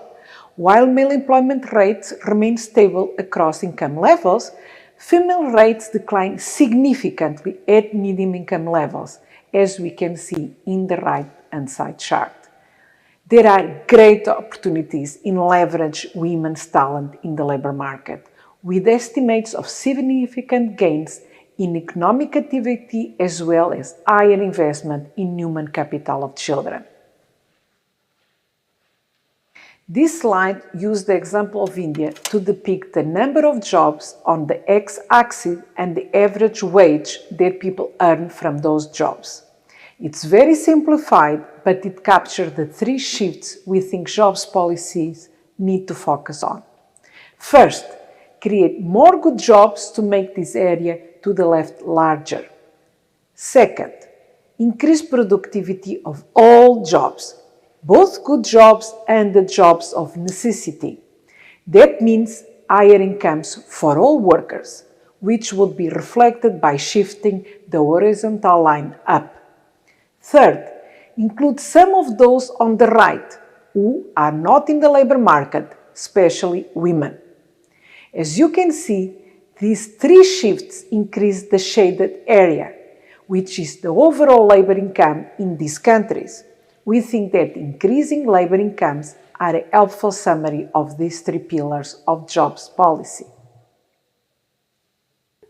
So, how do we create more and better jobs? Creating more good jobs will require removing barriers that prevent productive firms from expanding and hiring, and reducing frictions that prevent workers from finding a job that is a good fit. It will also require improving the productivity of subsistence jobs and remove the barriers faced by women and youth to find jobs. Creating more and better jobs requires a multidimensional approach that prioritizes policies based on complementarity, long-term foundations, and inclusivity. Strong macroeconomic policies and well-functioning markets for capital, labor, and land are a critical foundation. You will not see strong job creation in a country with a large parallel market for foreign exchange and significant imbalance that raise uncertainties and costs for business. These are the foundations. Production policies should address labor demand constraints by removing barriers to private sector growth and productivity. This includes improving market access, reducing regulatory hurdles, promoting competition, ensuring property rights, and expanding access to finance. People policies should target labor supply constraints by investing in skills and human capital. This involves providing strong foundational skills in childhood, improving access to quality education at all levels, and supporting lifelong learning. Active labor market programs, such as employment service, training, and self-employment support, are also useful and should be integrated into government systems for scalability. Places policies include infrastructure improvements, and security are needed to facilitate worker mobility and reduce the cost of rural-urban migration and enable firms to connect to markets.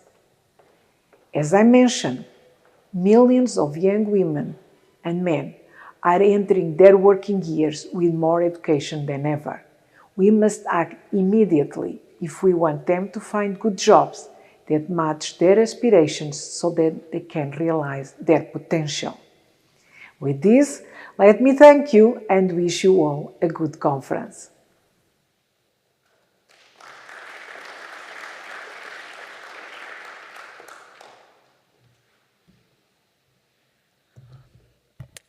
Well, we're fortunate to have a very now distinguished panel who will share their insights and discuss how this new framework can be applied to the Middle East and North Africa region.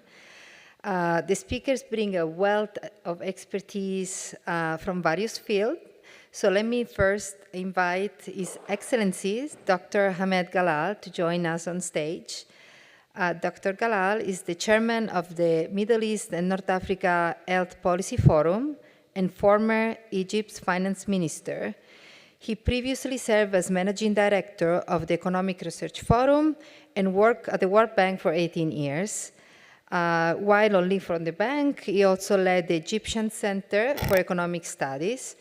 Dr. Galal has authored over a dozen books and was awarded the Kuwait Foundation's Regional Prize for Economic and Social Sciences in 2004. Welcome, Dr. Galal. Then let me invite Dr. Nadir Mohamed, who is the World Bank Regional Director for Prosperity in the Middle East and North Africa region. Nadir joined the bank in 1998 as a country economist, and he has since then held key roles, including country manager for Albania, operations director for the Middle East and North Africa region, and senior advisor in the PREM network. He also served as acting director of strategy for Kuwait's Prime Minister Office. Welcome. And then let me also welcome Dr. Federico Giazzander, who is the practice manager of the Global Macroeconomic and Debt Unit at the World Bank Macroeconomics, Trade and Investment Global Practice. He previously served as lead country economist for Angola, DRC, Burundi, Sao Tome and Principe, and earlier for Indonesia, India, and Malaysia. He joined the bank in 2006, and he worked on debt relief, management, sustainability. Welcome, Federico. And then, last but not least, with immense thanks, given the time difference, we have Professor Raghi Assad, who is connecting from Minnesota, so it's very early for him. It's very late, yeah. Yeah. Well, anyway, it's not a comfortable, let's say, time for him, so we appreciate the effort. Professor Raghi Assad is the free chair in international economic policy at the University of Minnesota's Humphrey School of Public Affairs. He's also a research fellow at the Economic Research Forum in Cairo and the Center for Labor Economics, the ISA in Bonn.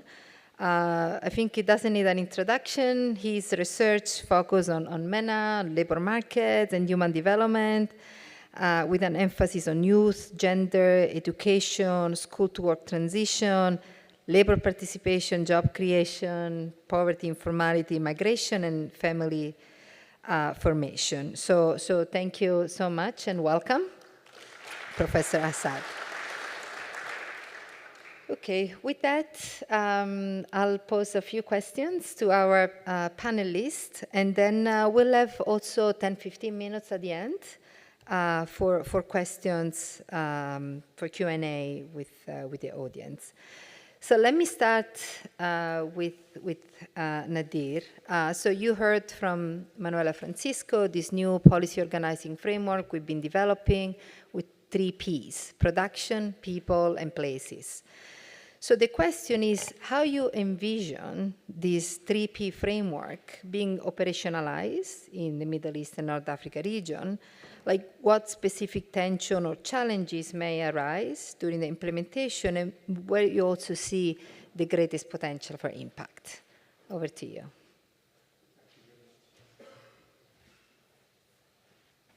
Good morning. Thank you very much. It's really great pleasure to be with you, and I would like to extend also appreciation to the partners who've been organizing this important conference over the years. It's also a great opportunity to be with friends and distinguished colleagues like Professor Jalal and Professor Azad. It's been a long time not connecting with them. I speak on Middle East and North Africa, and for us in the bank, just to explain it, because it was following Professor Lam in the morning, I still have the figures in my head. For us, it's the Arab world plus minus. Actually, we add Iran and we take out Sudan, Comoros, Somalia, and Mauritania. So it's an equivalent or closer to the Arab world. And the challenges of the conference are really very relevant. Although your presentation focused on Africa and it's unique, I would emphasize that the challenges of jobs are much more complicated or pronounced in Middle East and North Africa. Briefly to respond to your question, I think the framework is useful. For me, the focus has always been in most of the policies on only one aspect of it, so bringing the 3 dimensions is extremely useful. And I would actually emphasize I think putting emphasis on labor demand upfront is really critical. Why in many regions? Because like the theme of your conference is growth and jobs. Growth has been anemic in Middle East and North Africa region. And if you take the last 2 decades, say from 2000 to 2020, GDP per capita growth is around 1.7%. All other regions have done much better, and it's actually in the fast-growing emerging markets, it's actually twice, or in some fast-growing emerging market is 3 times. And if you decompose it in much more details, you will find actually most of this growth has actually happened from countries that are rich in hydrocarbon, and those, by definition, their ability to generate jobs is not like if the economic structure is different. So why growth is anemic and how we can really help to speed growth, because that's ultimately how we are going to create jobs and better jobs. And you know very well the situation in the Middle East and North Africa. It faces a lot of challenges, not only the focus these days on security and conflict, but I think there are considerable barriers to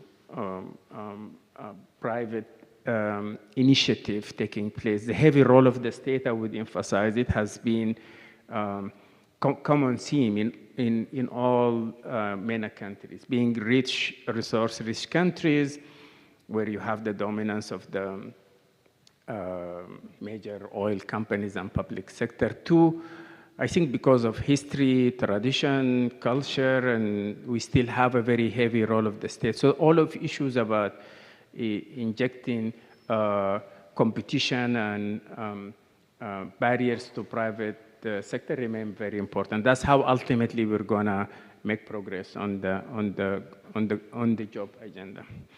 I think on the labor supply is also the region, and I have to say this with Professor Raqi and Dr. Jalal, they know more on labor markets in the region. For me, it's probably the most inflexible.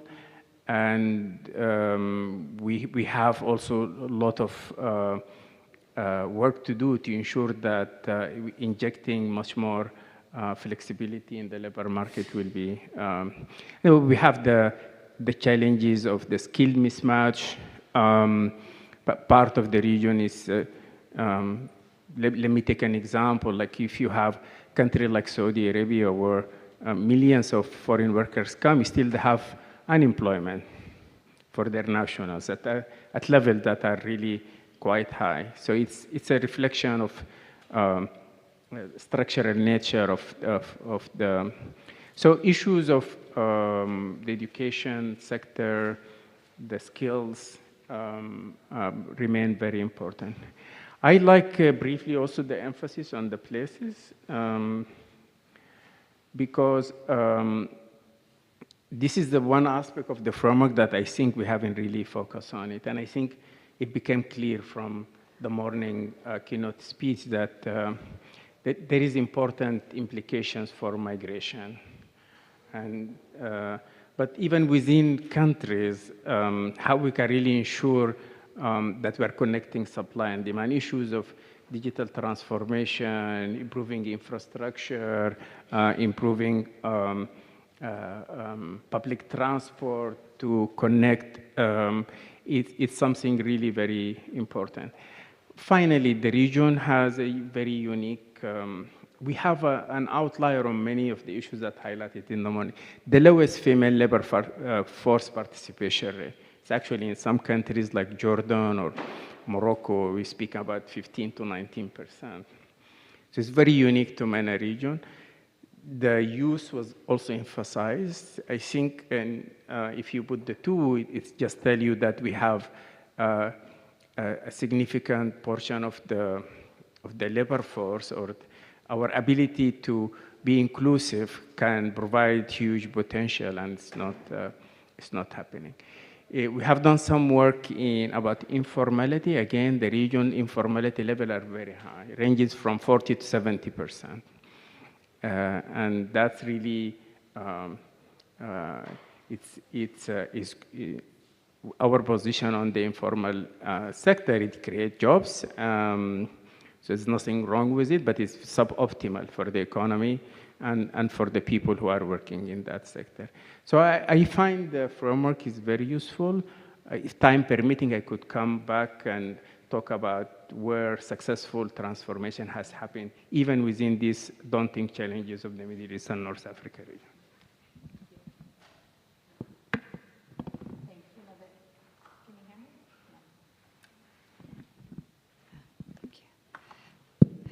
No, thank you.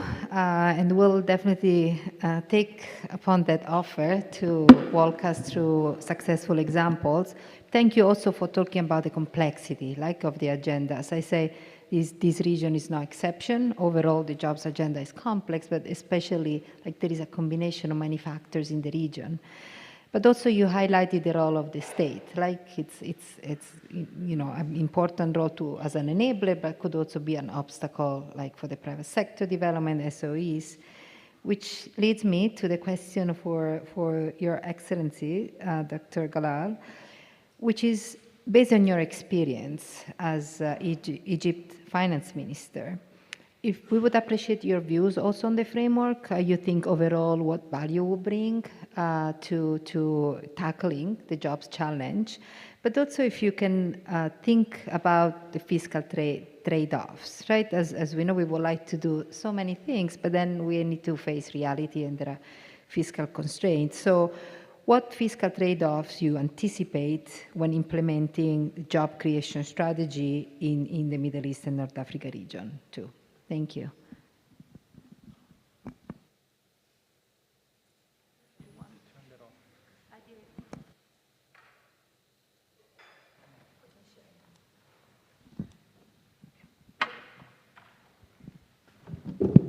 We seem to only have one working microphone. I'm not sure whether it's deliberate or something else. Thank you, Federica, for being here, for the question you posed, for the nice introduction, and good morning, everyone. Talking about the framework we have just heard, let me start off by being very positive, because I'm not planning to continue to be positive all the way. So let me start with the good news. The good news is that finally the World Bank is coming to terms with the idea of linking growth and jobs, not just growth. We have heard so much about the so-called jobless growth. Too many times, too many people, too many missions, too many governments for that matter, tend to take growth, growth, growth as if that's going to solve all our problems automatically. It didn't happen, and I am delighted to see the World Bank coming to terms with this idea, with this link between the two. I also want to say something that probably doesn't receive as much attention as it probably should, which is the issue of growth and distribution. It's one thing to talk about economic growth and highlight it, and we have numbers for it, and we brag about it when the region is doing 7% and when a country is growing like mad. The trouble is basically who is getting the goodies. You get a lot of fruits, but they are going only in Federica's pocket. I am sitting here poor like you see me. Well, that's not fair. So the idea of linking growth, jobs, and equality, I think, is really something that is critical and important, and I am delighted that you're getting closer to that. So that's one point. The second point that I want to make is that it's very hard to disagree with what Manuela has just told us, which is better jobs are important, good paying jobs are important. It's not just about any job, it's really the quality of jobs. So I think, and also the other side of the story, which is if you want to have these good jobs, you need to have other things happening to be able to provide these good jobs. So it's very hard to disagree with that. And then finally, on that positive list of things, it's also very difficult to disagree with the framework. When someone tells you it's production, it's people, and it's places, that's fantastic. Production is, it's how where everything happens, right? So there is an agriculture, industry, services, what have you. And what goes on in that box is what determines everything else. So that's important. But of course, production is not good enough because people have to be able to benefit or to participate in this production process in a useful way. And then finally, the supply and demand meet somewhere. The production is the demand side, whether it's growth or productivity. The skills, education, training is the supply side. And then when the two meet, they meet somewhere in a place. So it's literally the old story about supply and demand and the labor market. Now, we come to the last point that I want to make about this one, which is this PPP. PPP has a negative connotation in my book. We have heard, all of us, about the public-private partnership, and I have not seen a public-private partnership that worked. I used to be in the Ministry of Finance when we had a unit called the Public-Private Partnership Unit. And the idea was that the government was going to team with the private sector and they are going to do fantastic transactions that are going to improve the world. Well, when I got there, I had a meeting with the group that's doing that. And out of the X number of transactions that they have made, something like 80% were disputed in courts, in arbitration courts in Washington. And the liabilities on the government were enormously high. Basically, I want to convey the message that the public-private partnership is fictitious. It's actually, it sounds good, but it really isn't. And I would argue that the calling of the framework, the PPP, is not doing the framework a favor. So give it up. So that's my first part of the story. Let me move on to another part, which has to do with the so-called trade-off in fiscal policies when it comes to jobs. It is really true that you can hire everybody in government in the short run using your fiscal expansionary policy, and that comes across as if you solved the employment problem, but of course you pay a very high price for doing that. That is easy. That is easy to dismiss, right? But let me make it a little more complicated. How much time do I have? Depends on your appetite. I can. All right. Well, people always tell you there is always a trade-off, and it's not always true. And rather than theorizing, let me give you an example from an experience that I have gone through myself when I was in government in 2013. The economy was sluggish, unemployment was high, everybody was on the street, if you guys remember that time, some of you who were around, and the demands were so stressing for creating jobs. The government was strapped for resources, didn't have a lot of resources, big fiscal deficit, in fact, big public debt as well, and you are squeezed. It's not a nice position to be in. So what do? That's where you get your trade-off between the political pressure, between the state of the economy, which is sluggish, and at the same time, you want not to misbehave and create problems for subsequent ministers of finance. I opted for the so-called expansionary fiscal policy, and it was deliberate, and that is why the IMF was not welcomed at the time. Why? And it was actually 2 rounds of fiscal stimuluses, and both of them were meant to activate the economy so that people are not complaining much and some people will find some jobs, but at the same time making sure that you're not crowding out the private sector down the road. So the stimulus package was, most of it went to infrastructure and public investment, not to current expenditure. It was deliberate. The big trick was finding resources to do that. And in that particular instance, we were lucky enough to get some support from the Gulf. We were lucky enough to have a deposit in the central bank that was never used before by the Ministry of Finance. So we were able to do that, these stimulus packages without printing money. So we didn't create the inflationary pressure that would have happened otherwise. I guess I'm trying to tell that story because it is one instance where you balance the short-run objectives with the long-run objectives of crowding in private sector and growth down the road, and solve your political problem. Otherwise, I would have lasted only for a week, and I didn't want to do that. Maybe I should stop here. Thank you. Thank you. You pointed to so many key aspects when we think about the jobs agenda. This one about short-term and long-term is a very important one, because the short-term and long-term needs to work together. Very often, instead, one undermines the other, right? But you also, thank you for your supporting words at the beginning, especially on the economic growth and jobs. Like, that has pros and cons to be linked together, but it is very important because without economic growth, we can create the more and better jobs that we aim to have.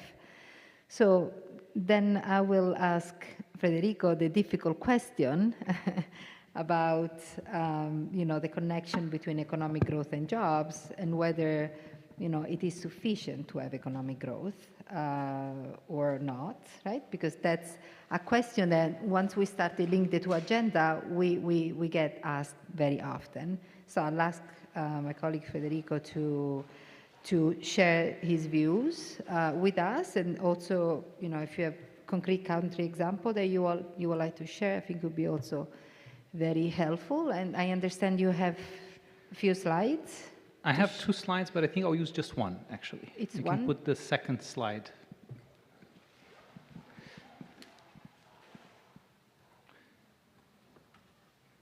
Next one. Yes.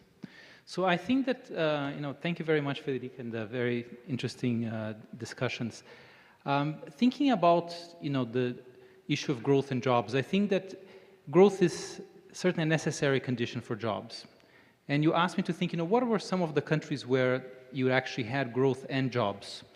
And I think that you can find places where you had growth and the lack of creation of good jobs, but the place where you've had the creation of good jobs, you also had growth. And I worked in East Asia at the beginning of my career. And I think that you get to see in East Asia that the economic growth, for the most part, not in a complete way, but actually did lead to the creation of good jobs. And I think that here we contrast the examples of India and the Philippines, where you can see that I think that what people talk about jobless growth in India, right? So India has experienced very high growth in the past 15 or 20 years. But as you can see, the share of good jobs in the economy is less than 20%. I asked my colleagues to create these charts for Uganda or Bangladesh even, which is a neighbor, and they all have a higher share of good jobs than India does. And what you see instead is that you have a lot of people, mostly women, who are out of the labor force. And when I worked in India, I was kind of very interested by the research of my colleagues, Martin Rama and Rinku Murgai, where they argued that, yes, there are labor norms, there are kind of supply-side issues of why women don't join the labor market in India, but it's also because, and they argued in their paper, that when you have these gender norms, that jobs are prioritized for men, the lack of good jobs means that women stay at home. So actually, if India could create more good jobs, you would see more women actually joining the labor market, or at least that was the argument in their paper. And I think that you can see some of that in this chart, that India actually is a country that has created very few good jobs. And on my left, we have the situation in the Philippines.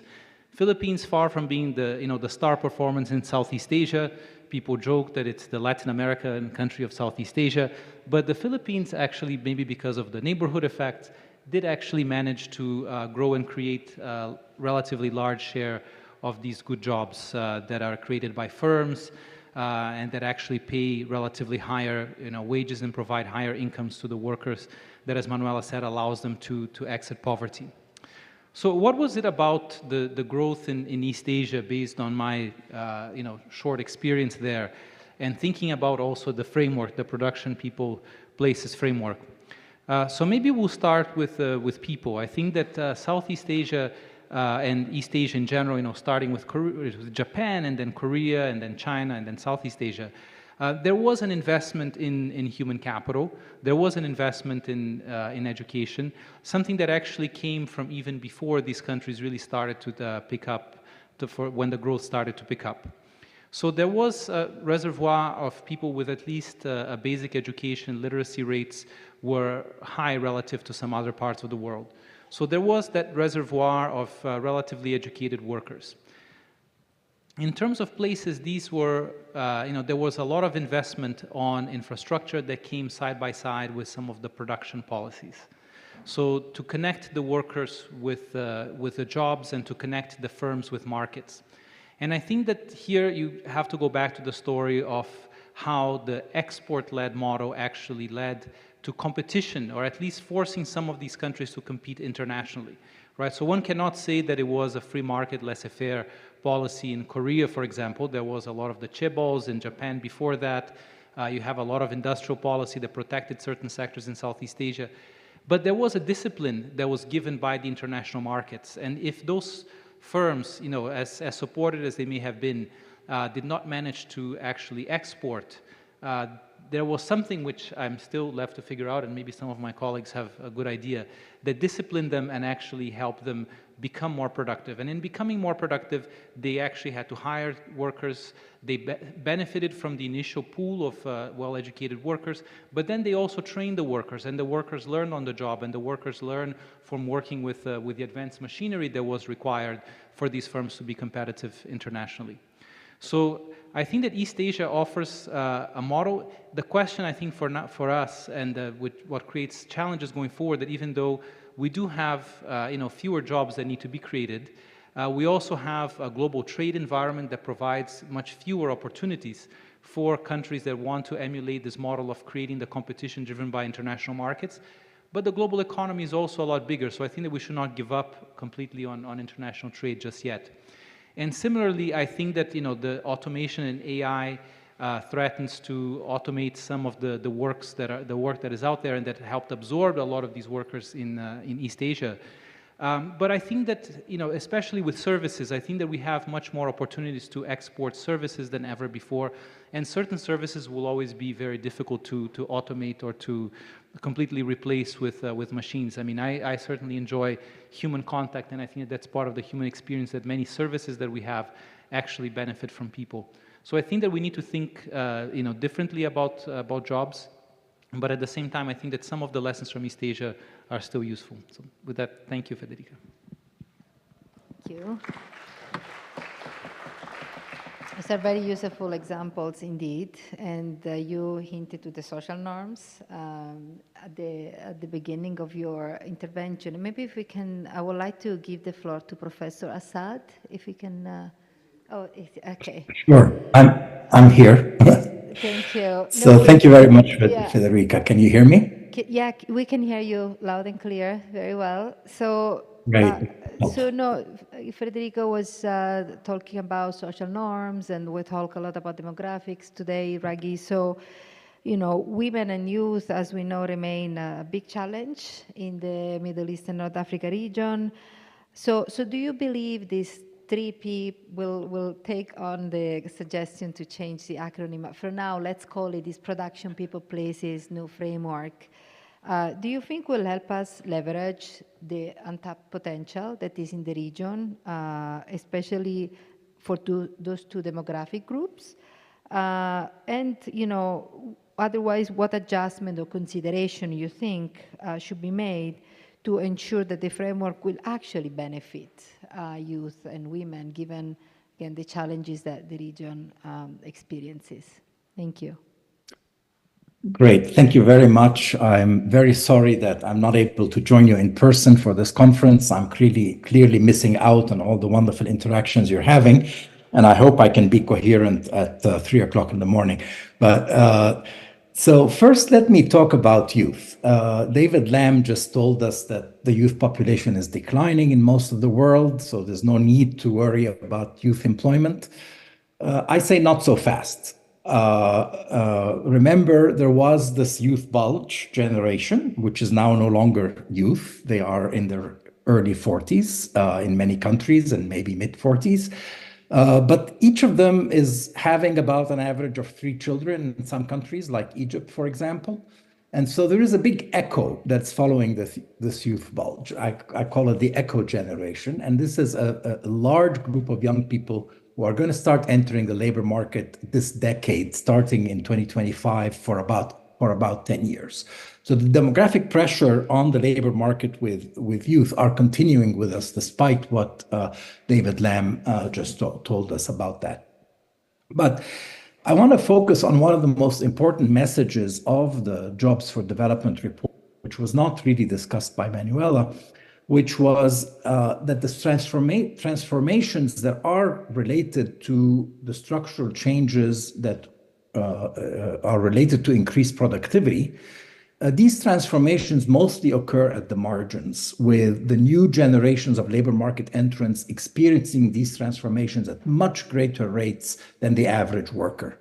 The report talks about sector reallocation from agriculture to non-agriculture, spatial reallocation from rural to urban areas, occupational shifts towards more skilled occupations, and also the organizational shifts from self-employment to wage employment and more complex work organizations. Now, all of these changes are primarily experienced by young new entrants to the labor market. Most existing workers probably will not change very much along these dimensions, but the new entrants are the ones that are really trying to capture opportunities along these new dimensions. So this has tremendous implications for how we prepare and support youth in negotiating these changes. So, for example, recent research in Egypt has shown that the fastest growing jobs in Egypt currently are what are called green jobs, and jobs in the ICT sector, and also ICT jobs outside that industry. So these may not be starting for a very large base, but they are growing at 3 to 4 times faster than average employment. And this suggests that young people need to be increasingly prepared to engage in these kinds of occupations. Now, Manuela did talk about the fact that the young people are much more educated, and that education doesn't only come with increased productivity, but it also comes with increased expectations and aspirations for good jobs and for making these modern transitions into the labor market, into good jobs. In the past, they just used to transition into their family farm or their small family business or into casual employment. Now they're expecting these good jobs. And if they don't get them, if they fail these modern transitions, then they get very frustrated and very discouraged. And the waiting for these good jobs often shows up in the form of higher unemployment, long unemployment durations, higher NEET rates, this not in employment, education, or training rates. And so we often see that as a really serious problem. But in fact, it is because of the higher aspirations for obtaining good jobs that young people are willing to wait longer to enter the labor market. And so I think the 3P framework does help shape the policies that support young people in achieving these successful modern transitions to good jobs. First, clearly, there is the policies for people and doing better jobs, preparing students for the job market by providing with relevant skills and competences rather than just credentials. That's clearly obvious, but the policies for production are essential. And because the growing demand for labor in sectors that produce good quality, high productivity jobs in sophisticated, well-managed workplaces is really essential. And so let me take, for instance, I'll take a little bit of a quibble with Ahmed Galal's when he said that they spent a lot of money on infrastructure and public investment. Most of that went into construction, into real estate. In fact, those sectors produce really bad jobs. They're temporary, they're casual, they're informal, and they're accessible only by a very small group of people. And educated young people, especially women, cannot access these jobs. So I think it matters where the investment goes and what kind of policy framework one takes. Now, third, policies for places will allow youth to easily access labor markets in high productivity urban environments by facilitating access to affordable housing, good public transportation, and good labor market information, all of which are really important for them to be able to access good jobs. Now, what about the relevance for women? And I think that clearly here there was this important chart that Manuela showed us, which showed this very important empirical regularity, which is the U-shaped curve of female labor force participation with respect to income per capita. That in the middle of the distribution, labor force participation is lowest. And this is because the transformation that is occurring, that the four transformations that we talked about, in particular transformation from agriculture to non-agriculture, results in a situation in which people move from working for family-based organizations that are very closely connected to their home life and into work outside the home in the public space. And that transition is often very hard for women. And so women, as that transformation occurs, in the middle of the income distribution, tend to prefer to stay at home rather than negotiate that difficult transition into the public space. And it's only later that when institutions are there to support women's reproductive roles by providing things like childcare and providing other care services, that women are able to move into these more marketized, more specialized kinds of jobs. So in fact, the U-shaped curve is quite exaggerated in our region because many of the countries in the middle of that income distribution are from MENA and South Asia, and they tend to have very low participation rates. Now, how does the 3P framework is relevant to this? Well, clearly, we want to accelerate the transition to the higher part of the U, where after we have that decline in participation, we want to move into that more specialized, marketized type of employment. And we've been very successful for women on the aspects of preparing people in the terms of education. Women's education has gone up tremendously in the MENA region. They have the gender gap in education has almost closed. In fact, it has reversed in many countries. Of course, there is a need for greater this education to be more relevant to the market and for what is needed in the labor market. But there's been a great amount of progress done. But we have what's called the MENA paradox, which is the fact that despite this growing education among women, and despite the fact that in the past employment and participation had been strongly linked to education, we don't see an increase in female labor force participation. And in fact, we see women increasingly leaving the labor market after being educated. So what are the barriers that are preventing women from accessing the labor market? I totally agree that one of the main barriers is the lack of good jobs. When good jobs are not available, women in the region, because of the social norms around the female and the gender division of labor in the household, the male breadwinner, the female homemaker, they're not obliged to go get a bad job. So they'd rather stay home rather than take up a bad job, which is what the men are forced to do. So there is this fallback position, which is not entering the labor market when no good jobs are available. But there are also social norms that basically relating to women's modesty and social norms relating to the gender division of labor that I just mentioned that are creating these barriers. So what can the 3P framework do? Well, clearly, there is the places policies can do a much better job in creating safer public spaces, safer workplaces.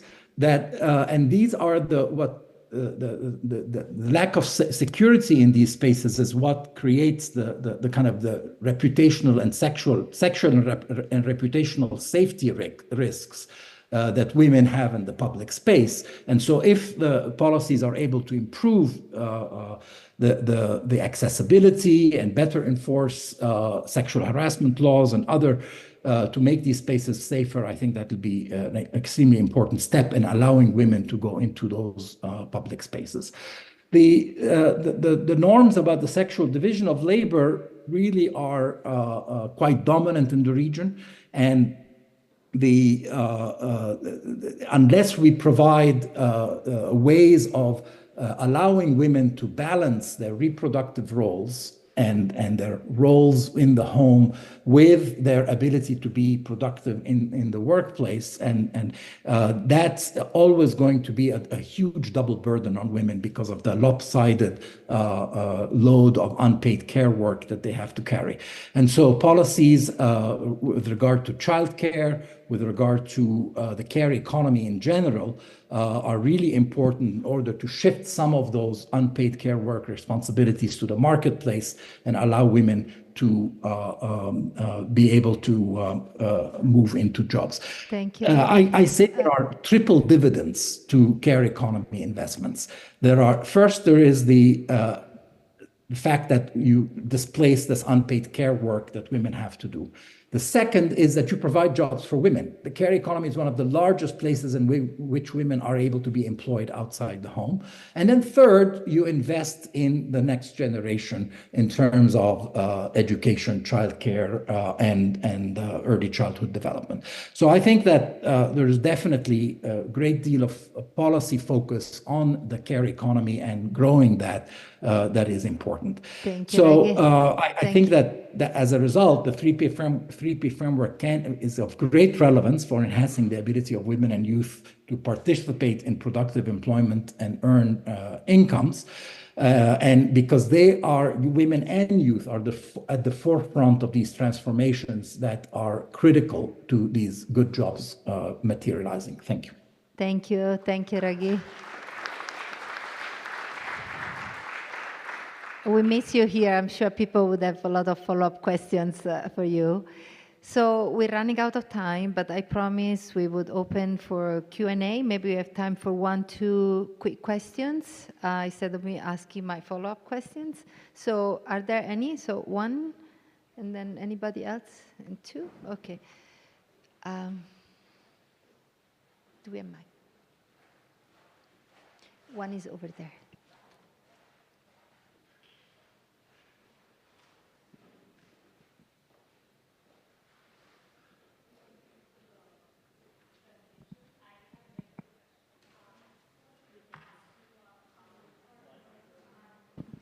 Hello, Isabel. Yeah.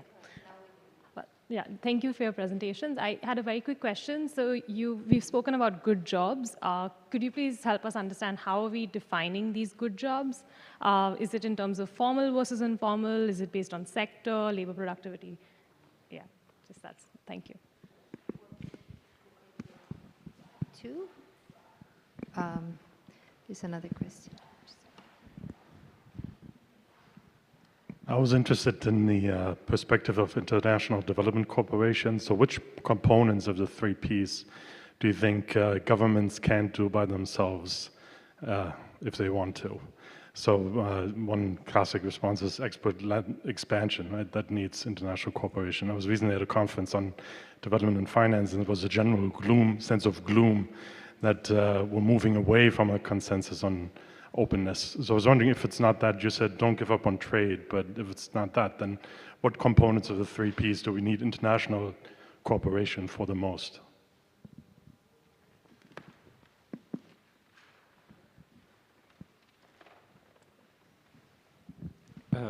So this is a question for His Excellency. I've taken the bait, so I have to ask the question around public-private partnerships. And I'm asking it from the South African perspective. So advise.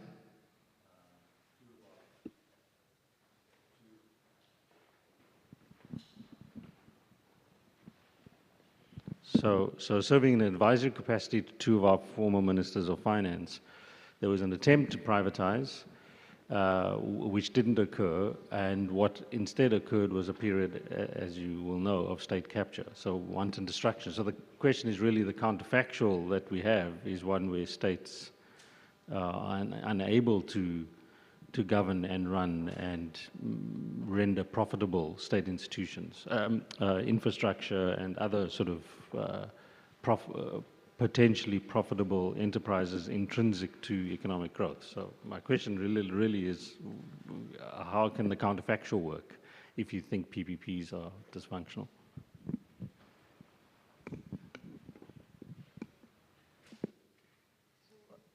Okay, very quickly, and then we close it.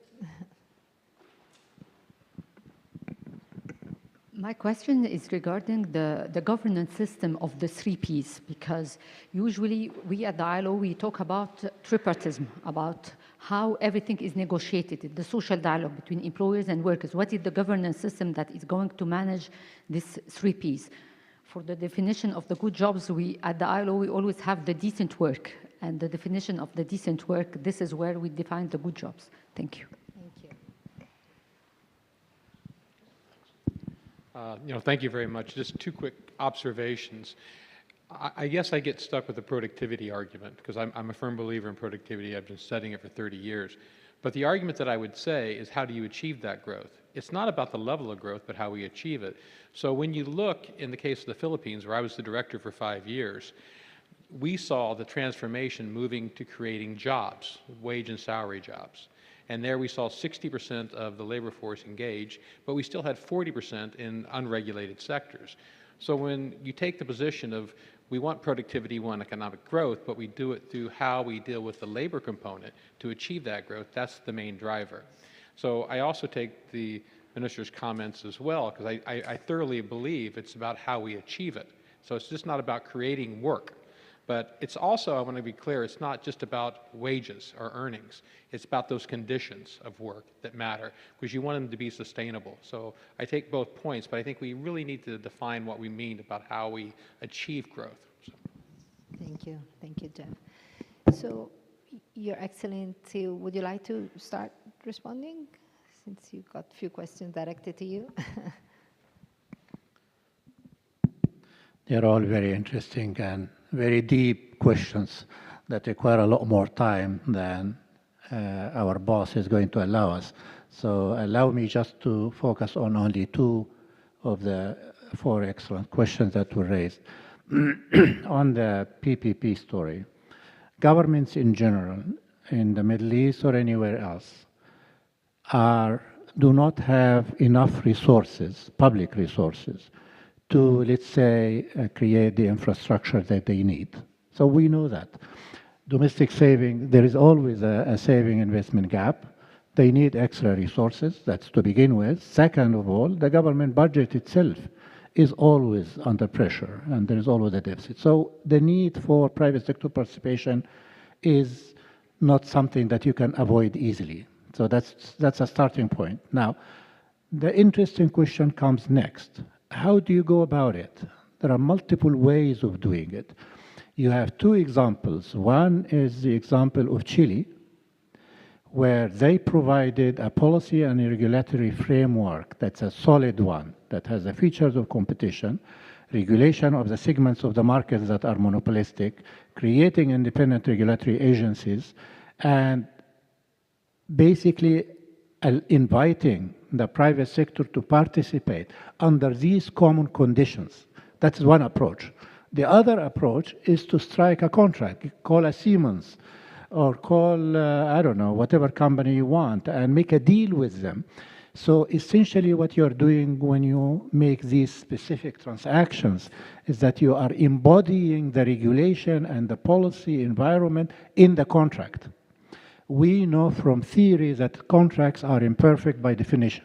You cannot, no one can, predict what is going to happen tomorrow and cover all the eventualities in the contract. So by definition, you are bound to make a mistake every time you go the transaction route.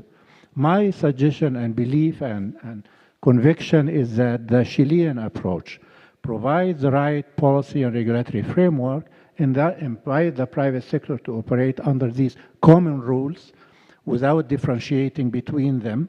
This is how you maximize, you give credibility. The person who is putting their money in an infrastructure, they are asset specific, they cannot run away. You are giving them the comfort of these are the rules that are going to be respected in the future.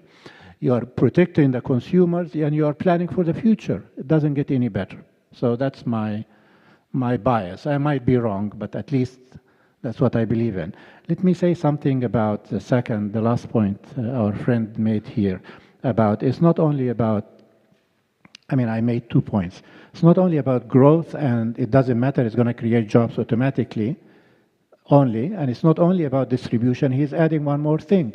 It's how you do it that's important. How you go about creating jobs. 2 points to make there.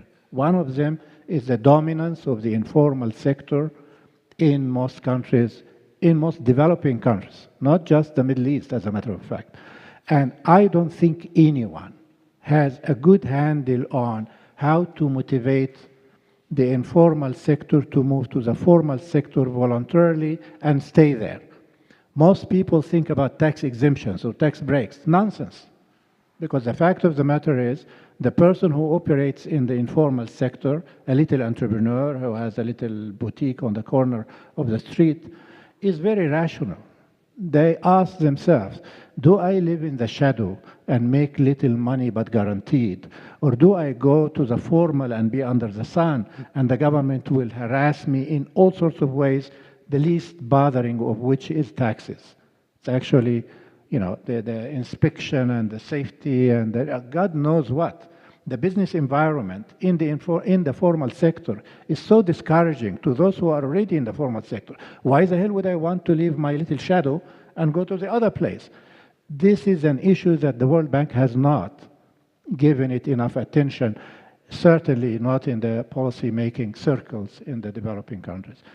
The question of the quality also is a function of structural transformation. And I would argue that selective intervention or industrial policy in general, they call it industrial policy, but they really mean selective intervention. When the government starts differentiating between you and me, Basically, I give you a tax if in this sector, in that activity, in that whatever. This policy of selective intervention also has not received enough attention, and governments are addicted. They wake up every morning asking themselves, what do I give to this friend and deny this other friend? Every day, whether it's in the form of land allocation, credit allocation, and they do it as if they are doing everybody a favor. In fact, they are hurting everybody. The issue of structural transformation is a function of the selective intervention policies, and in most countries, selective intervention policies are where the problems lie. And that issue does not receive enough intervention. Quality of structural transformation is associated with the quality of jobs, and if industrial policy doesn't receive the attention that it merits, I think we will continue to be saying the same things, and nothing will happen. Let me just ask you, you have been asking us all the time, one question, and I would like you and our colleagues from the bank to try to answer. You guys come up with all wonderful recommendations that nobody disagrees with. You say that growth is important, quality of job is important, whatever, everything is important. And you tell us, introduce competition, allow private sector, unleash the potential of the private sector, all sorts of wonderful things. The trouble is the devil is lying behind, and you're not dealing with the devil. And the devil is the issues that you raised, the governance, the politics. In the US, when Clinton was running for president, they used to use a slogan called, it's about economic stupid. It is economic stupid. I would actually, I'm not running for anything, but I would say it's politics stupid. If we don't understand the politics, the prevailing governance and politics in a given country, and try to find, tailor, if you like, our policy advice to the nature of the bargain, the political settlement prevailing in a given country, I'm sorry, we are wasting your time. So could you please answer the question? I think I'll let our regional director answer the question about politics. I'm happy to follow up after on some of the issues. Maybe just quick reactions. Happy to answer more questions. I think on the first one, how do you define good or decent jobs? A lot of definitions is a scale, but I think the first one, it have to be well-paying jobs. It doesn't make sense for people to work one job and two jobs and still under the poverty. And then you go in the scale by looking for how all sorts of protections of risk against sickness, against old age, insurance, but this may happen only in the formal sector. The second question on the, I cannot resist to also have a comment on PPP. I'm not against PPPs, and we have seen very good examples of good PPP projects, maybe Queen Ali and Jordan, just one good example. But I agree with Dr. Ahmed.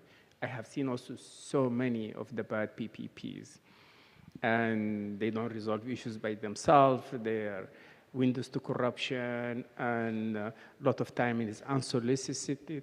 But if the country doesn't have an ability to put transparent processes for the selection and for the treatment of contingent liabilities, then it's really messy and not very good. On your question on the international, which part of the international collaboration, I think for me, I don't know what other colleagues feel, would be the issue of the last of the places. Let me just pick on migration. It's become a toxic political issue.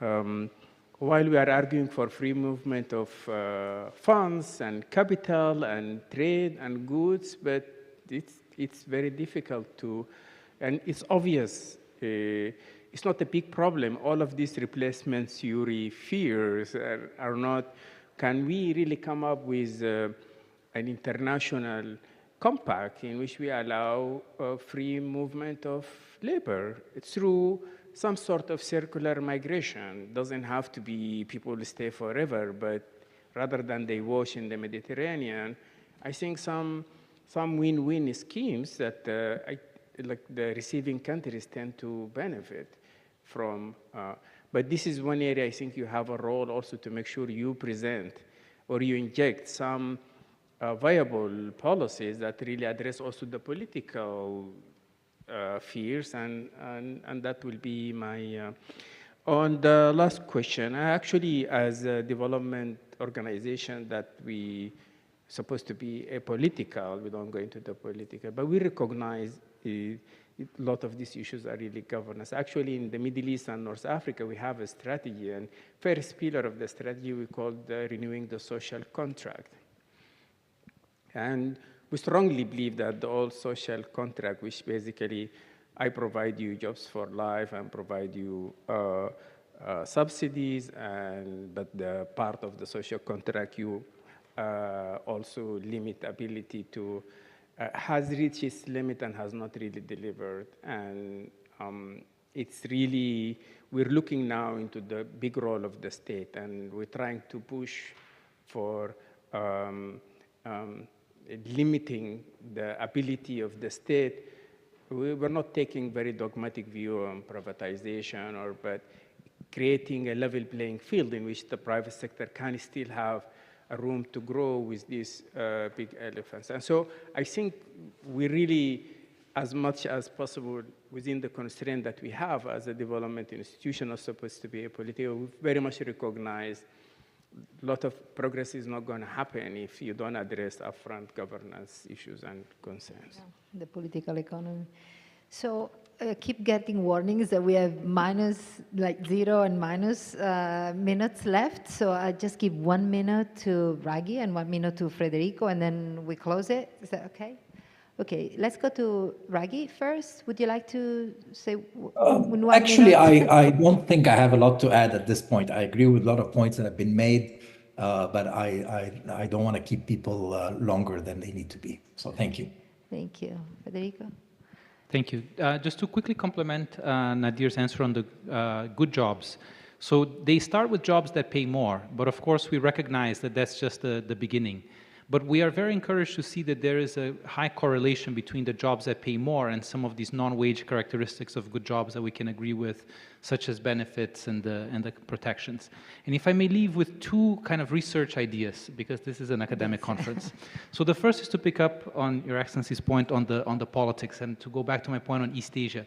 Why did the industrial policy in East Asia, where Party A was actually favored by the government, result in better outcomes than in most parts of the world? And let me not even speak of the Middle East, but of my own region of Latin America, where a lot of the industrial policy did not result in the creation of large number of better jobs.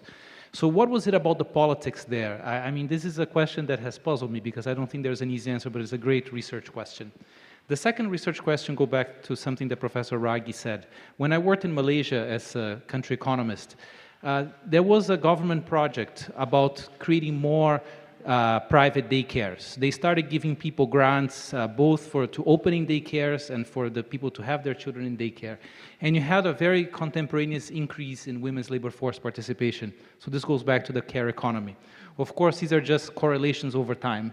If someone could actually do a very interesting study to show whether the Malaysia experience of expanding childcare actually drove these improvements, that would be an important contribution. So, thank you. And Your Excellency, you pointed to industrial policies and the informal sector. There's also, I think, areas where we need to do more research. There is renewed attention in the bank to industrial policies. I'm not sure we're linking that closely to the jobs agenda.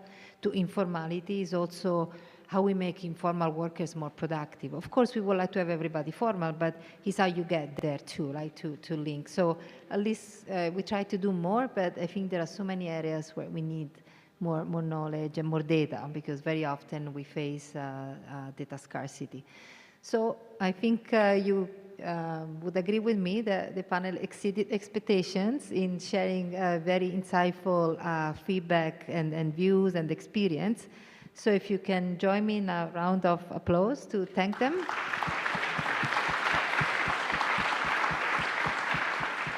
Thank you very much, and again, apologies, we went a bit out of the time. Thank you very much. Bye-bye. Thank you, Raghi. Thank you. Thank you so much. Thank you Hope to so see much you for such an soon. engaging and stimulating plenary session. Please head to the parallel sessions. They're going to take place on the left in the rooms. If you haven't done so, please take the flyer from the registration desk. It has a map that will direct you towards the parallel rooms. Afterwards, we will reconvene for lunch.